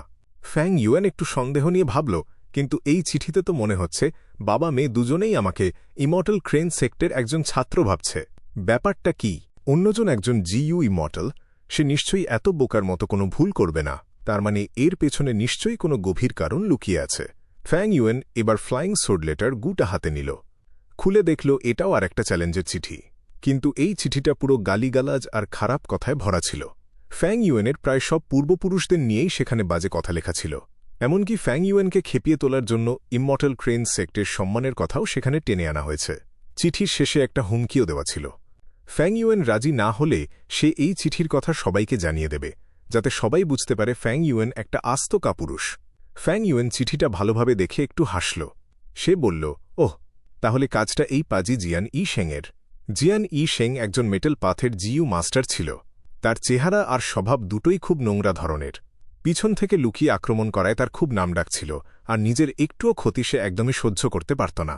টিয়ানটি মাউন্টেনে যে কয়েকজন ডেমনিক পাথের জিইউ ইমর্টাল ছিল, সে তাদেরই একজন। সত্যিই সে একটা কাপুরুষ আর নীচ মানসিকতার লোক ছিল। আগের জীবনে সে ফ্যাং ইউয়েনকে অনেকবার লুকিয়ে আক্রমণ করেছিল। পরে ফ্যাং ইউয়েন রেগে গিয়ে রক্তের সমুদ্র ডেকে আনলে সে ভয়ে নিজের ব্লেসড ল্যান্ডে লুকিয়ে পড়েছিল। ফ্যাং ইউয়েন তাকে টানা ২০ বছর সেখানে আটকে রেখেছিল। অবশেষে জিয়ান ই শেং বুঝতে পারে যে সে ভুল মানুষের সাথে পাঙ্গা নিয়েছে। তখন সে একজন জিইউ ইমর্টালের সম্মান ভুলে ফ্যাং ইউয়েনের পায়ের কাছে হাঁটু গেড়ে বসে ক্ষমা চেয়েছিল। সে ফ্যাং ইউয়েনকে কেন চ্যালেঞ্জ করছে তার পেছনের কারণটা ছিল জিয়ান ই শেংয়ের কপালটাই খুব খারাপ। ফ্যাং ইউয়েন যখন ব্লেসড ল্যান্ডের একটা অংশ কেটে ব্লু চার্ম লাইটনিং শ্যাডোকে টিয়ানটি মাউন্টেনের দিকে ছুঁড়ে ফেলেছিল, ঠিক তখনই জিয়ান ই শেংয়ের সাথে ওটার দেখা হয়ে যায়। জিয়ান ই শেং একজন জিইউ ইমর্টাল হলেও তার কাছে কোনো ইমর্টাল জিইউ ছিল না, তাই ব্লু চার্ম লাইটনিং শ্যাডো তাকে ধরে খুব পিটিয়েছিল। কোনোমতে জান নিয়ে সে নিজের ব্লেসড ল্যান্ডে পালিয়ে বেঁচেছিল। বাড়ি ফিরে নিজের ক্ষতির পরিমাণ দেখে সে রাগে একদম ফেটে পড়ছিল। এরপর কে এই কাজ করেছে সেটা খুঁজে বের করে সে প্রতিশোধ নেওয়ার জন্য ফ্লাইং সোর্ড লেটার গুটা পাঠিয়েছে। ফ্যাং ইউয়েন চিঠিটা দেখে বলল, সে ভালো করেই জানে আমি সাধারণ মানুষ, তারপরও সে আমাকে একজন জিইউ ইমর্টাল হিসেবে চ্যালেঞ্জ করেছে। আবার চিঠিতে ন্যায্য লড়াইয়ের কথাও লিখেছে। এই লোকটা আগের মতোই একটা নির্লজ্জ। সে আবার ভাবল, কিন্তু সেও কেন আমাকে ইমর্টাল ক্রেন সেক্টের কেউ একজন ভাবল? এরপর ফ্যাং ইউয়েন অনেক সন্দেহ নিয়ে ৩ নম্বর চিঠিটা খুলল। চিঠিটা একটু খুলতেই তার চোখ বড় বড় হয়ে গেল। সে খুব অবাক হয়ে বলল, কি, ফ্যাং ঝেং এখনও বেঁচে আছে? চিঠির বাকি অংশটুকু পড়ার পর তার সব সন্দেহ দূর হয়ে গেল। সে মনে মনে বলল, ওহ, তাহলে এই ব্যাপার। ইমর্টাল ক্রেন সেক্টের হে ফেং ইয়াং সত্যিই খুব চালাক। নিজের শত্রুদের সরিয়ে দেওয়ার জন্যই সে এই বুদ্ধিটা কাজে লাগিয়েছে। কিন্তু সে আমাকে খুব দুর্বল ভেবেছে। আমি কেন ইমর্টাল ক্রেন সেক্টে যোগ দিতে যাব? তবে চিঠিতে সে যা লিখেছে এখন আমার ঠিক সেটাই দরকার। এই কথা ভেবে ফ্যাং ইউয়েন মনে মনে একটা শক্ত সিদ্ধান্ত নিয়ে ফেলল। সে লিটল হু ইমর্টালকে ডেকে বলল, যাও, ব্লেসড ল্যান্ড এর দরজা একটুখানি খুলে দাও, আর আমার মতো দেখতে যে জিইউ মাস্টারটা বাইরে দাঁড়িয়ে আছে তাকে ভেতরে নিয়ে এসো।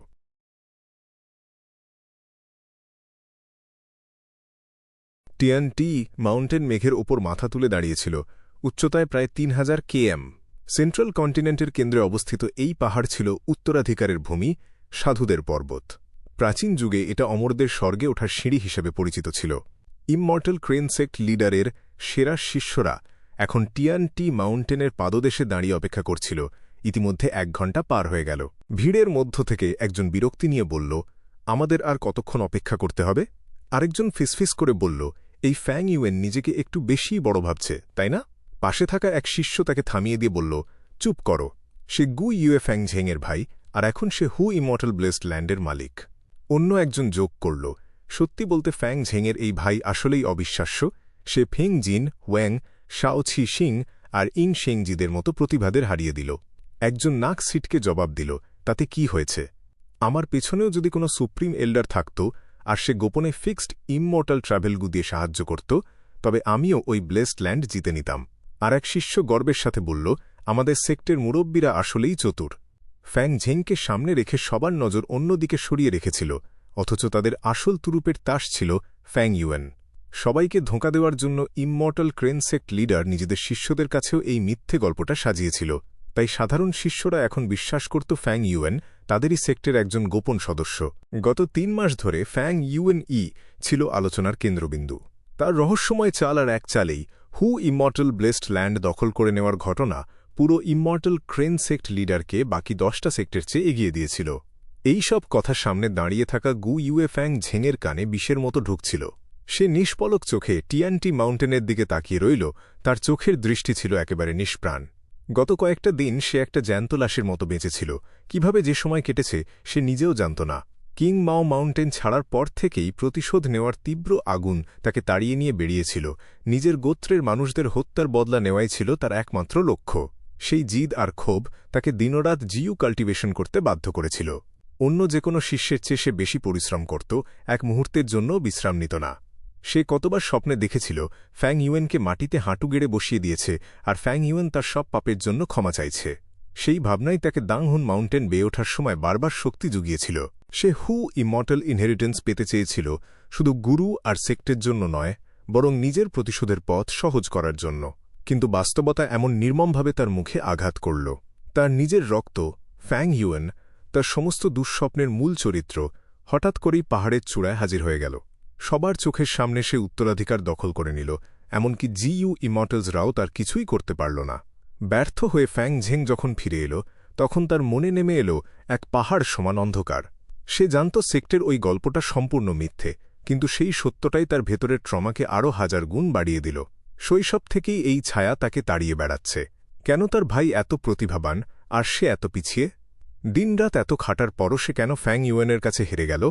সাদার্ন বর্ডারে যা ঘটেছিল, সেন্ট্রাল কন্টিনেন্ট এসেও ঠিক একই ঘটনা ঘটল। ফ্যাং ঝেং কি সারা জীবন তার ভাইয়ের ছায়াতেই বেঁচে থাকবে, কখনোই তাকে ছাড়িয়ে যেতে পারবে না? সেক্টর নতুন আদেশের কথা মনে পড়তেই ফ্যাং ঝেংয়ের শরীর ভয়ে কেঁপে উঠল। ব্লেসড ল্যান্ড এখন ফ্যাং ইউয়েনের দখলে, তাই সেক্ট তাকে নিজের দলে টানার সিদ্ধান্ত নিল।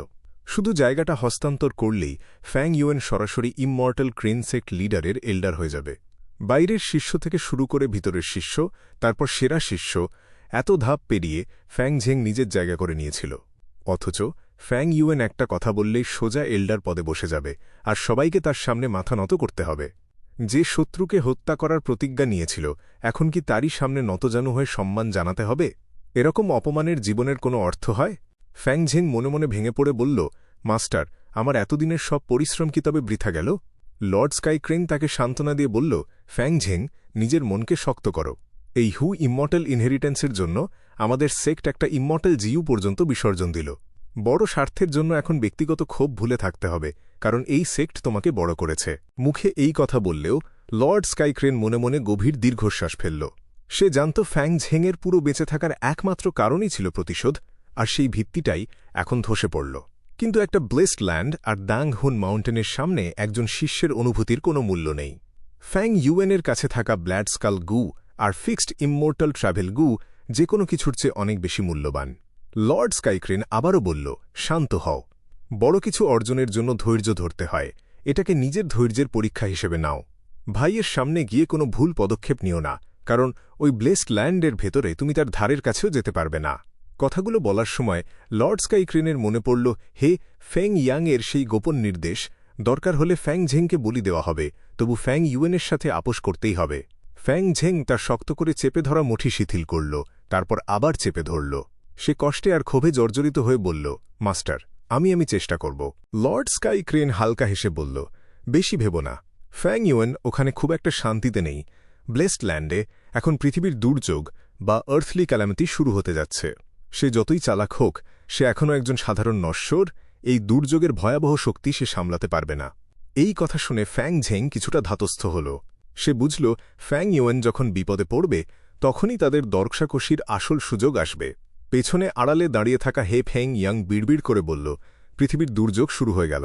টিয়ানটি মাউন্টেনের ওপর হঠাৎ এক অদ্ভুত দৃশ্য ফুটে উঠল। কুয়াশার মতো হালকা হয়ে বিশাল ঘাসের মাঠের প্রতিচ্ছবি পাহাড়ের গায়ে ভেসে উঠল, যেন শূন্যের ওপর এক টুকরো সবুজ প্রান্তর ঝুলছে। এটা ছিল ব্লেসড ল্যান্ডের ভেতরের ফাটল বা লুপহোল, যেখান থেকে ভিতরের দৃশ্য বাইরে দেখা যাচ্ছিল। এই সরু ফাটল দিয়ে কোনো মানুষ ঢুকতে না পারলেও জিইউ পাঠানো সম্ভব ছিল। লর্ড স্কাই ক্রেন দ্রুত নির্দেশ দিল, সুযোগ এসেছে, লাইটনিং সিম্বল পেপার ক্রেন গু ভেতরে পাঠাও। ফ্যাং ঝেং দাঁতে দাঁত চেপে প্রাইমিভাল এসেন্স ঢেলে জিইউ ওয়ামটিকে সক্রিয় করল। লাইটনিং সিম্বল পেপার ক্রেন গু বিদ্যুতের গতিতে উড়ে গিয়ে সেই ফাটলের ভেতরে ঢুকে গেল, কিন্তু মুহূর্তের মধ্যেই ঘাসের মাঠের প্রতিচ্ছবিটি ধোঁয়ায় পরিণত হয়ে বাতাসে মিলিয়ে গেল। ভেতরে ঢুকতে না পেরে লাইটনিং সিম্বল পেপার ক্রেন গু কয়েক পাক ঘুরে আবার ফ্যাং ঝেংয়ের হাতে ফিরে এল। হে ফেং ইয়াং কিছুটা অবাক হয়ে মুখ বাঁকিয়ে হাসল। ফ্যাং ইউয়েন ব্লেসড ল্যান্ডের একটা অংশ কেটে ফেলে দিল। সে ভয় পাচ্ছে ফাটল বড় হয়ে গেলে বাইরে থেকে জিইউ মাস্টাররা ভিতরে ঢুকে পড়বে, কিন্তু এভাবে নিজের শরীরের মাংস কাটার মতো কতটুকু জমি সে ফেলতে পারবে। কিন্তু পরক্ষণেই হে ফ্যাং ইয়াংয়ের মুখের হাসি মিলিয়ে গেল। একের পর এক জমি উপরে ফেলে ফ্যাং ইউয়েন ইতিমধ্যেই কয়েক বর্গ কিলোমিটার এলাকা নিশ্চিহ্ন করে দিল। কিছুক্ষণের মধ্যে হে ফেং ইয়াংয়ের চেহারা একেবারেই কালো হয়ে গেল। সে রাগে ফেটে পড়ে বলল, দুর্যোগটা কি এতই মারাত্মক? সে ইতিমধ্যেই কয়েক 10 বর্গ কিলোমিটার জমি ফেলে দিল। এই অপচয়কারী ধ্বংসাত্মক লোকটা।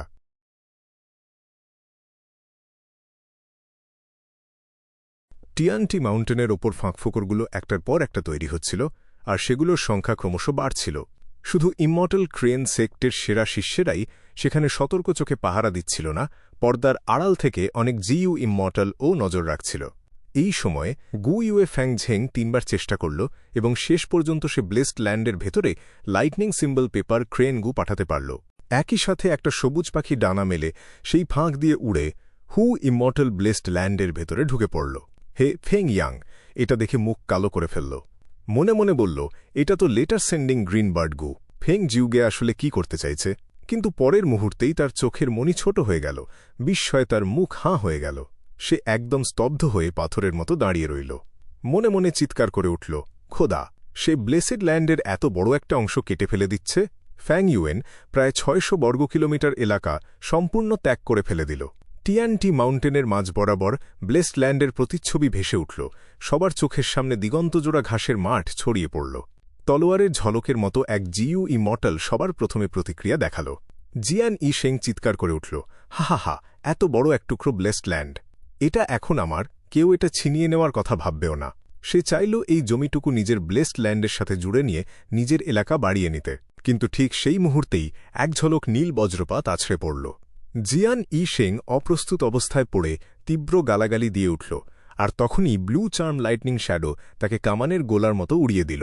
তবে জিয়ান ই শেং ও ছেড়ে দেওয়ার পাত্র ছিল না, সেও সাথে সাথে ব্লু চার্ম লাইটনিং শ্যাডোয়ের সাথে লড়াইয়ে জড়িয়ে পড়ল। তাদের লড়াইয়ে চারপাশ কাঁপতে লাগল, মাটি থরথর করে দুলে উঠল। ইমমর্টাল ক্রেন সেক্টের শিষ্যরা আতঙ্কে হাঁ হয়ে সেই দৃশ্য দেখছিল। কিন্তু তার চেয়েও বড় চমক ছিল, ঠিক তখনই ক্ষুধার্ত নেকড়ের মতো ডজনখানেক লোক সেখানে হাজির হল, আর বিদ্যুতের গতিতে সেই 600 বর্গ কিলোমিটার জমি নিজেদের মধ্যে ভাগ করে নিল। জিয়ান ই শেং প্রচণ্ড রেগে চেঁচিয়ে উঠল, তোরা চরম নিমকাহারামের দল!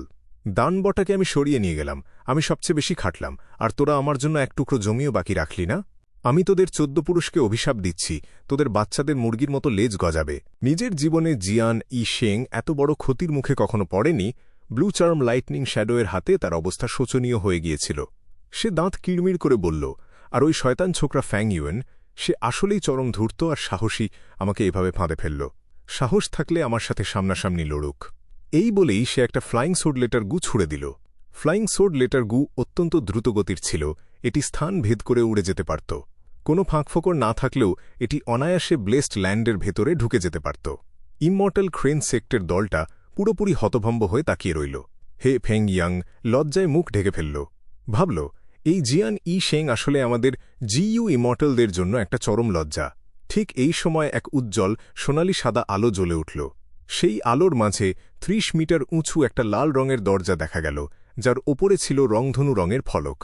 গোলাপি মেঘ জমে উঠল, আর রংধনু আলো গু ইউয়ে ফ্যাং ঝ্যাং এর শরীরের ওপর এসে পড়ল। চোখের পলকে গু ইউএ ফ্যাং ঝেং সেখান থেকে অদৃশ্য হয়ে গেল। ব্লু চার্ম লাইটনিং শ্যাডো কিংবা সোয়াম্প ক্র্যাবকে ব্লেস্টার ল্যান্ডের বাইরে পাঠানো লিটল হু ইমমর্টালের ক্ষমতার বাইরে ছিল, কিন্তু একা গু ইউএ ফ্যাং ঝেংকে টেনে ভেতরে আনা তার জন্য খুবই সহজ কাজ ছিল। হে ফেং ইয়াং স্বস্তির নিঃশ্বাস ফেলে ভাবল সে ভেতরে ঢুকতে পেরেছে। ঠিক তখনই আকাশ থেকে নীল বজ্রপাতের এক ঝলক নেমে এলো। সেটা ছিল ব্লু চার্ম লাইটনিং শ্যাডো, কিন্তু সোনালি সাদা আলো ঠিক সময়েই লাল দরজাটাকে সরিয়ে নিল। একেবারে চুল পরিমাণ ব্যবধানে ব্লু চার্ম লাইটনিং শ্যাডোয়ের ভেতরে ঢোকার চেষ্টা ভেস্তে গেল। গু ইউএ ফ্যাং ঝেং চোখের পলকে চারপাশ ঝাপসা হতে দেখল, তারপর দৃষ্টি পরিষ্কার হতেই বুঝল চারপাশের পরিবেশ পুরোপুরি বদলে গেছে। সে একটা ঘাসে ঢাকা প্রান্তরে দাঁড়িয়েছিল, মাথার ওপরে ছিল ঘন কালো মেঘ। দূরে কয়েকটা শান্ত হ্রদের জল ছলছল করছিল। গু ইউএ ফ্যাং ঝেং বুঝতে পারল, আমি হু ইমর্টাল ব্লেসড ল্যান্ডে পৌঁছে গেছি। প্রতিযোগিতার সময়ের মতোই এখন তার সব জিইউ ওয়ার্ম সিল করা ছিল। তার সামনে ধোঁয়ার মতো এক টুকরো ছায়া ফুটে উঠল এবং সেটা আয়নার আকারে বড় হয়ে গেল। আয়নার ভেতর ফ্যাং ইউয়েনের প্রতিচ্ছবি ভেসে উঠল। সে চেয়ারের পিঠে হেলান দিয়ে বসেছিল। তার এক পা আর এক পায়ের ওপর তোলা ছিল, বাঁ হাত ছিল হাঁটুর ওপর আর ডান হাত দিয়ে সে চিবুক ছুঁয়ে বসেছিল। কালো চুলগুলো তার মুখের ওপর আলতোভাবে ছড়িয়েছিল। আধবোজা চোখে ছিল এক অদ্ভুত আলসেমি আর চরম বিপজ্জনক রহস্যময় চাহনি। ফ্যাং ইউয়েন শীতল গলায় বলল, আমার আদরের ছোট ভাই, সেন্ট্রাল কন্টিনেন্টে তোমার সাথে আবার দেখা হবে ভাবিনি। সেই কণ্ঠস্বর গু ইউএ ফ্যাং ঝেংয়ের কাছে অচেনা লাগলেও ভীষণ চেনা শোনাল। গু ইউএ ফ্যাং ঝেংয়ের শরীর ক্রোধে কেঁপে উঠল। চোখ দিয়ে আগুন ঝরিয়ে সে গর্জন করে উঠল, গু ইউএ ফ্যাং ইউয়েন, তুমি একটা বদ্ধ উন্মাদ শয়তান, নিজের পুরো বংশকে তুমি খুন করেছ। আমি নিজের হাতে তোমাকে শেষ করব। এই বলে সে ফ্যাং ইউয়েনের দিকে ছুটে গেল, কিন্তু সেই ফ্যাং ইউয়েন ছিল ধোঁয়ার এক প্রতিচ্ছবি মাত্র। গু ইউএ ফ্যাং ঝেং ধাক্কা খেতেই সেটা মিলিয়ে গেল এবং পরক্ষণেই আবার আগের মতো নিখুঁত রূপ নিল। গু ইউএ ফ্যাং ঝেং আঙুল উঁচিয়ে চিৎকার করে বলল, ফ্যাং ইউয়েন, আমার মুখোমুখি দাঁড়ানোর সাহসটুকুও তোমার নেই। কাপুরুষ, বেইমান, জানোয়ার একটা। নিজের প্রাণ বাঁচাতে পুরো বংশকে হত্যা করতে তোমার হাত কাঁপল না? তুমি কি আদৌ মানুষ? ফ্যাং ইউয়েন শব্দ করে হেসে উঠল। আয়েশ করে চেয়ারে হেলান দিয়ে বলল, আমার বোকা ছোট ভাই, তুমি আগের মতোই নির্বোধ রয়ে গেছ। আমি কিছু করি বা না করি, ওরা তো মরতই। যদি তাই হয় তবে আমি বেঁচে থাকলে ক্ষতি কি? আমার সেই পাল্টা আক্রমণের কারণেই আজ তুমি সেন্ট্রাল কন্টিনেন্টে আসতে পেরেছ। সত্যি বলতে, আমি তোমার প্রাণ বাঁচিয়েছি, আমি তোমার রক্ষাকর্তা। গু ইউএ ফ্যাং ঝেং রাগে ফেটে পড়ে বলল, ফালতু কথা। তুমি সত্য বিকৃত করছ, নির্লজ্জের মতো কথা বলছ। ফ্যাং ইউএনের হাসি থেমে গেল। সে একটা দীর্ঘশ্বাস ফেলে বলল, ফ্যাং ঝেং, তুমি আমাকে চরম হতাশ করলে। এতদিনেও তোমার এতটুকু উন্নতি হয়নি। তোমার কাল্টিভেশন যত উপরেই যাক না কেন, তুমি আসলে অন্যের হাতের একটা ঘুঁটি ছাড়া কিছুই নও। ঠিক আছে, কাজের কথায় আসি। আমি ইমমর্টাল ক্রেন সেক্টের চিঠি দেখেছি। আমাকে এল্ডার বানানোর মতো হাস্যকর প্রতিশ্রুতির কথা আর তুলনা। তবে লেনদেন আর চুক্তির বিষয়ে আমরা কথা বলতে পারি। গু ইউএন ফ্যাং ঝেংয়ের বুক ওঠানামা করছিল। সে রাগে কাঁপতে কাঁপতে ফ্যাং ইউএনের ছবির দিকে তাকিয়ে রইল। দুই যমজ ভাই দেখতে প্রায় একই রকম, রক্তের টানও সবচেয়ে গভীর, কিন্তু নিয়তির পরিহাসে তারা এখন পরস্পরের চরম শত্রু। গু ইউএ ফ্যাং ঝেং গভীর কয়েকটা শ্বাস নিয়ে নিজের ভেতরের খুনের নেশা চেপে রাখল। সে তার সম্প্রদায়ের নির্দেশ মনে করে বলল, হু ইমর্টাল ব্লেসড ল্যান্ডের শিয়াল বা জিইউ ওয়ার্ম নিয়ে আমাদের কোনো আগ্রহ নেই, কিন্তু দাং হান মাউন্টেনের গার্ডস্টোনগুলোর মূল্য আছে।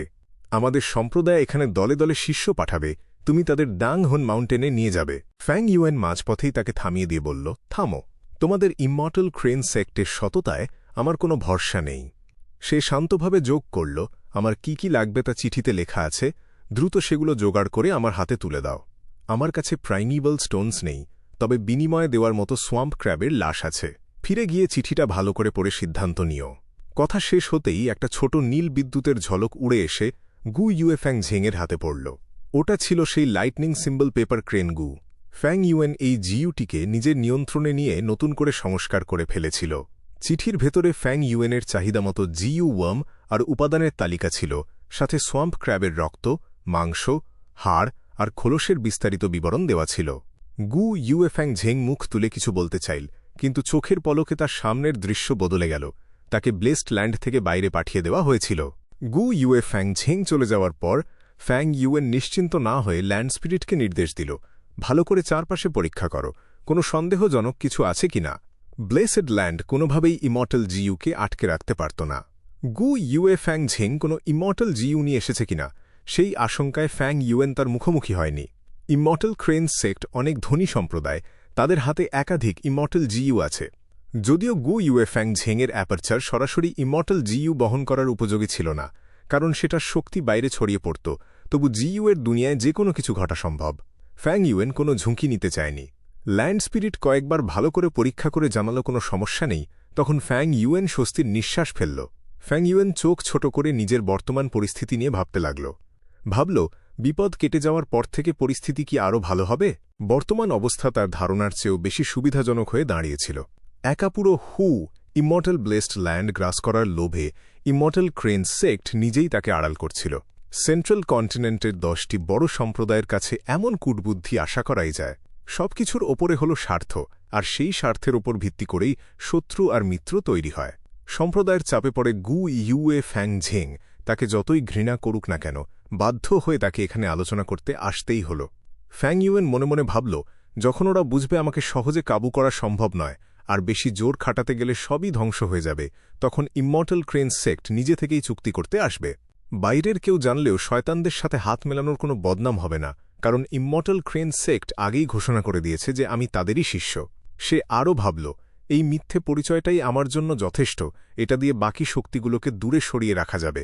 জিয়ান ই শেং আর ফেং জিউ গের চিঠি দেখলেই বোঝা যায় এই পরিচয়টা এখন কতটা দামি। আসলে ফ্যাং ইউয়েন এখনও সেই শয়তানের পথেই আছে। সে সম্পূর্ণ একা এবং নিজের নিয়মে চলে, কেউ তাকে বেঁধে রাখতে পারবে না। কিন্তু একই সাথে সে লেনদেন করে নিজের দরকারি সম্পদও জোগাড় করে নিতে পারবে। ফ্যাং ইউয়েন নিজেকে মনে করিয়ে দিল, শুরুতে ভেবেছিলাম ল্যাং ইয়া ব্লেসড ল্যান্ডে গিয়ে কানেক্টিং হেভেনগু ছিনিয়ে আনব, কিন্তু এখন যেহেতু ইমর্টাল ক্রেন সেক্টের সাথে লেনদেন করা যাচ্ছে, সেটার আর দরকার নেই। তবে হু ইমর্টাল ব্লেসড ল্যান্ড আমার দখলে থাকায় ওরা কখনোই এটা পুরোপুরি ছেড়ে দেবে না, কোনো দুর্বলতা প্রকাশ করা চলবে না। তার ভাই গু ইউয়ে ফ্যাং ঝেংয়ের ব্যাপারটা এখন গৌণ ছিল। ভাইকে হত্যা করলে কেবল ব্ল্যাডস্কাল গু দিয়ে নিজের অ্যাপারচারের যোগ্যতা একটু বাড়ানো যেত, কিন্তু তার বিনিময়ে ইমর্টাল ক্রেন সেক্টকে চরম শত্রুতে পরিণত করতে হতো এবং নিজেকে এক মারাত্মক বিপদে ফেলতে হতো। নিজের ভাইকে খুন করা ঘোর পাপের কাজ, এটা জানাজানি হলে সবাই ধরে নিত ফ্যাং ইউয়েন ইমর্টাল ক্রেন সেক্টের সাথে বিশ্বাসঘাতকতা করেছে। তখন 10টি বড় সম্প্রদায় আর অজস্র জিউ ইমর্টাল লোভী চোখে হু ইমর্টাল ব্লেসড ল্যান্ডের ওপর ঝাঁপিয়ে পড়ত। দুনিয়ায় চিরকাল কোনো রহস্য গোপন থাকে না। ফ্যাং ইউয়েনের বর্তমান পরিস্থিতিতে নিজের যোগ্যতা বাড়ানোর চেয়ে অন্যান্য লক্ষ্য পূরণ করা অনেক বেশি জরুরি ছিল। যোগ্যতা বাড়লেও উন্নতির জন্য সম্পদের দরকার হবেই। এখন সবচেয়ে জরুরি কাজ ছিল চারপাশের পরিস্থিতি শান্ত রাখা এবং হু ইমর্টাল ব্লেসড ল্যান্ড এর সব সম্পদ কাজে লাগিয়ে নিজেকে আরও শক্তিশালী করে তোলা।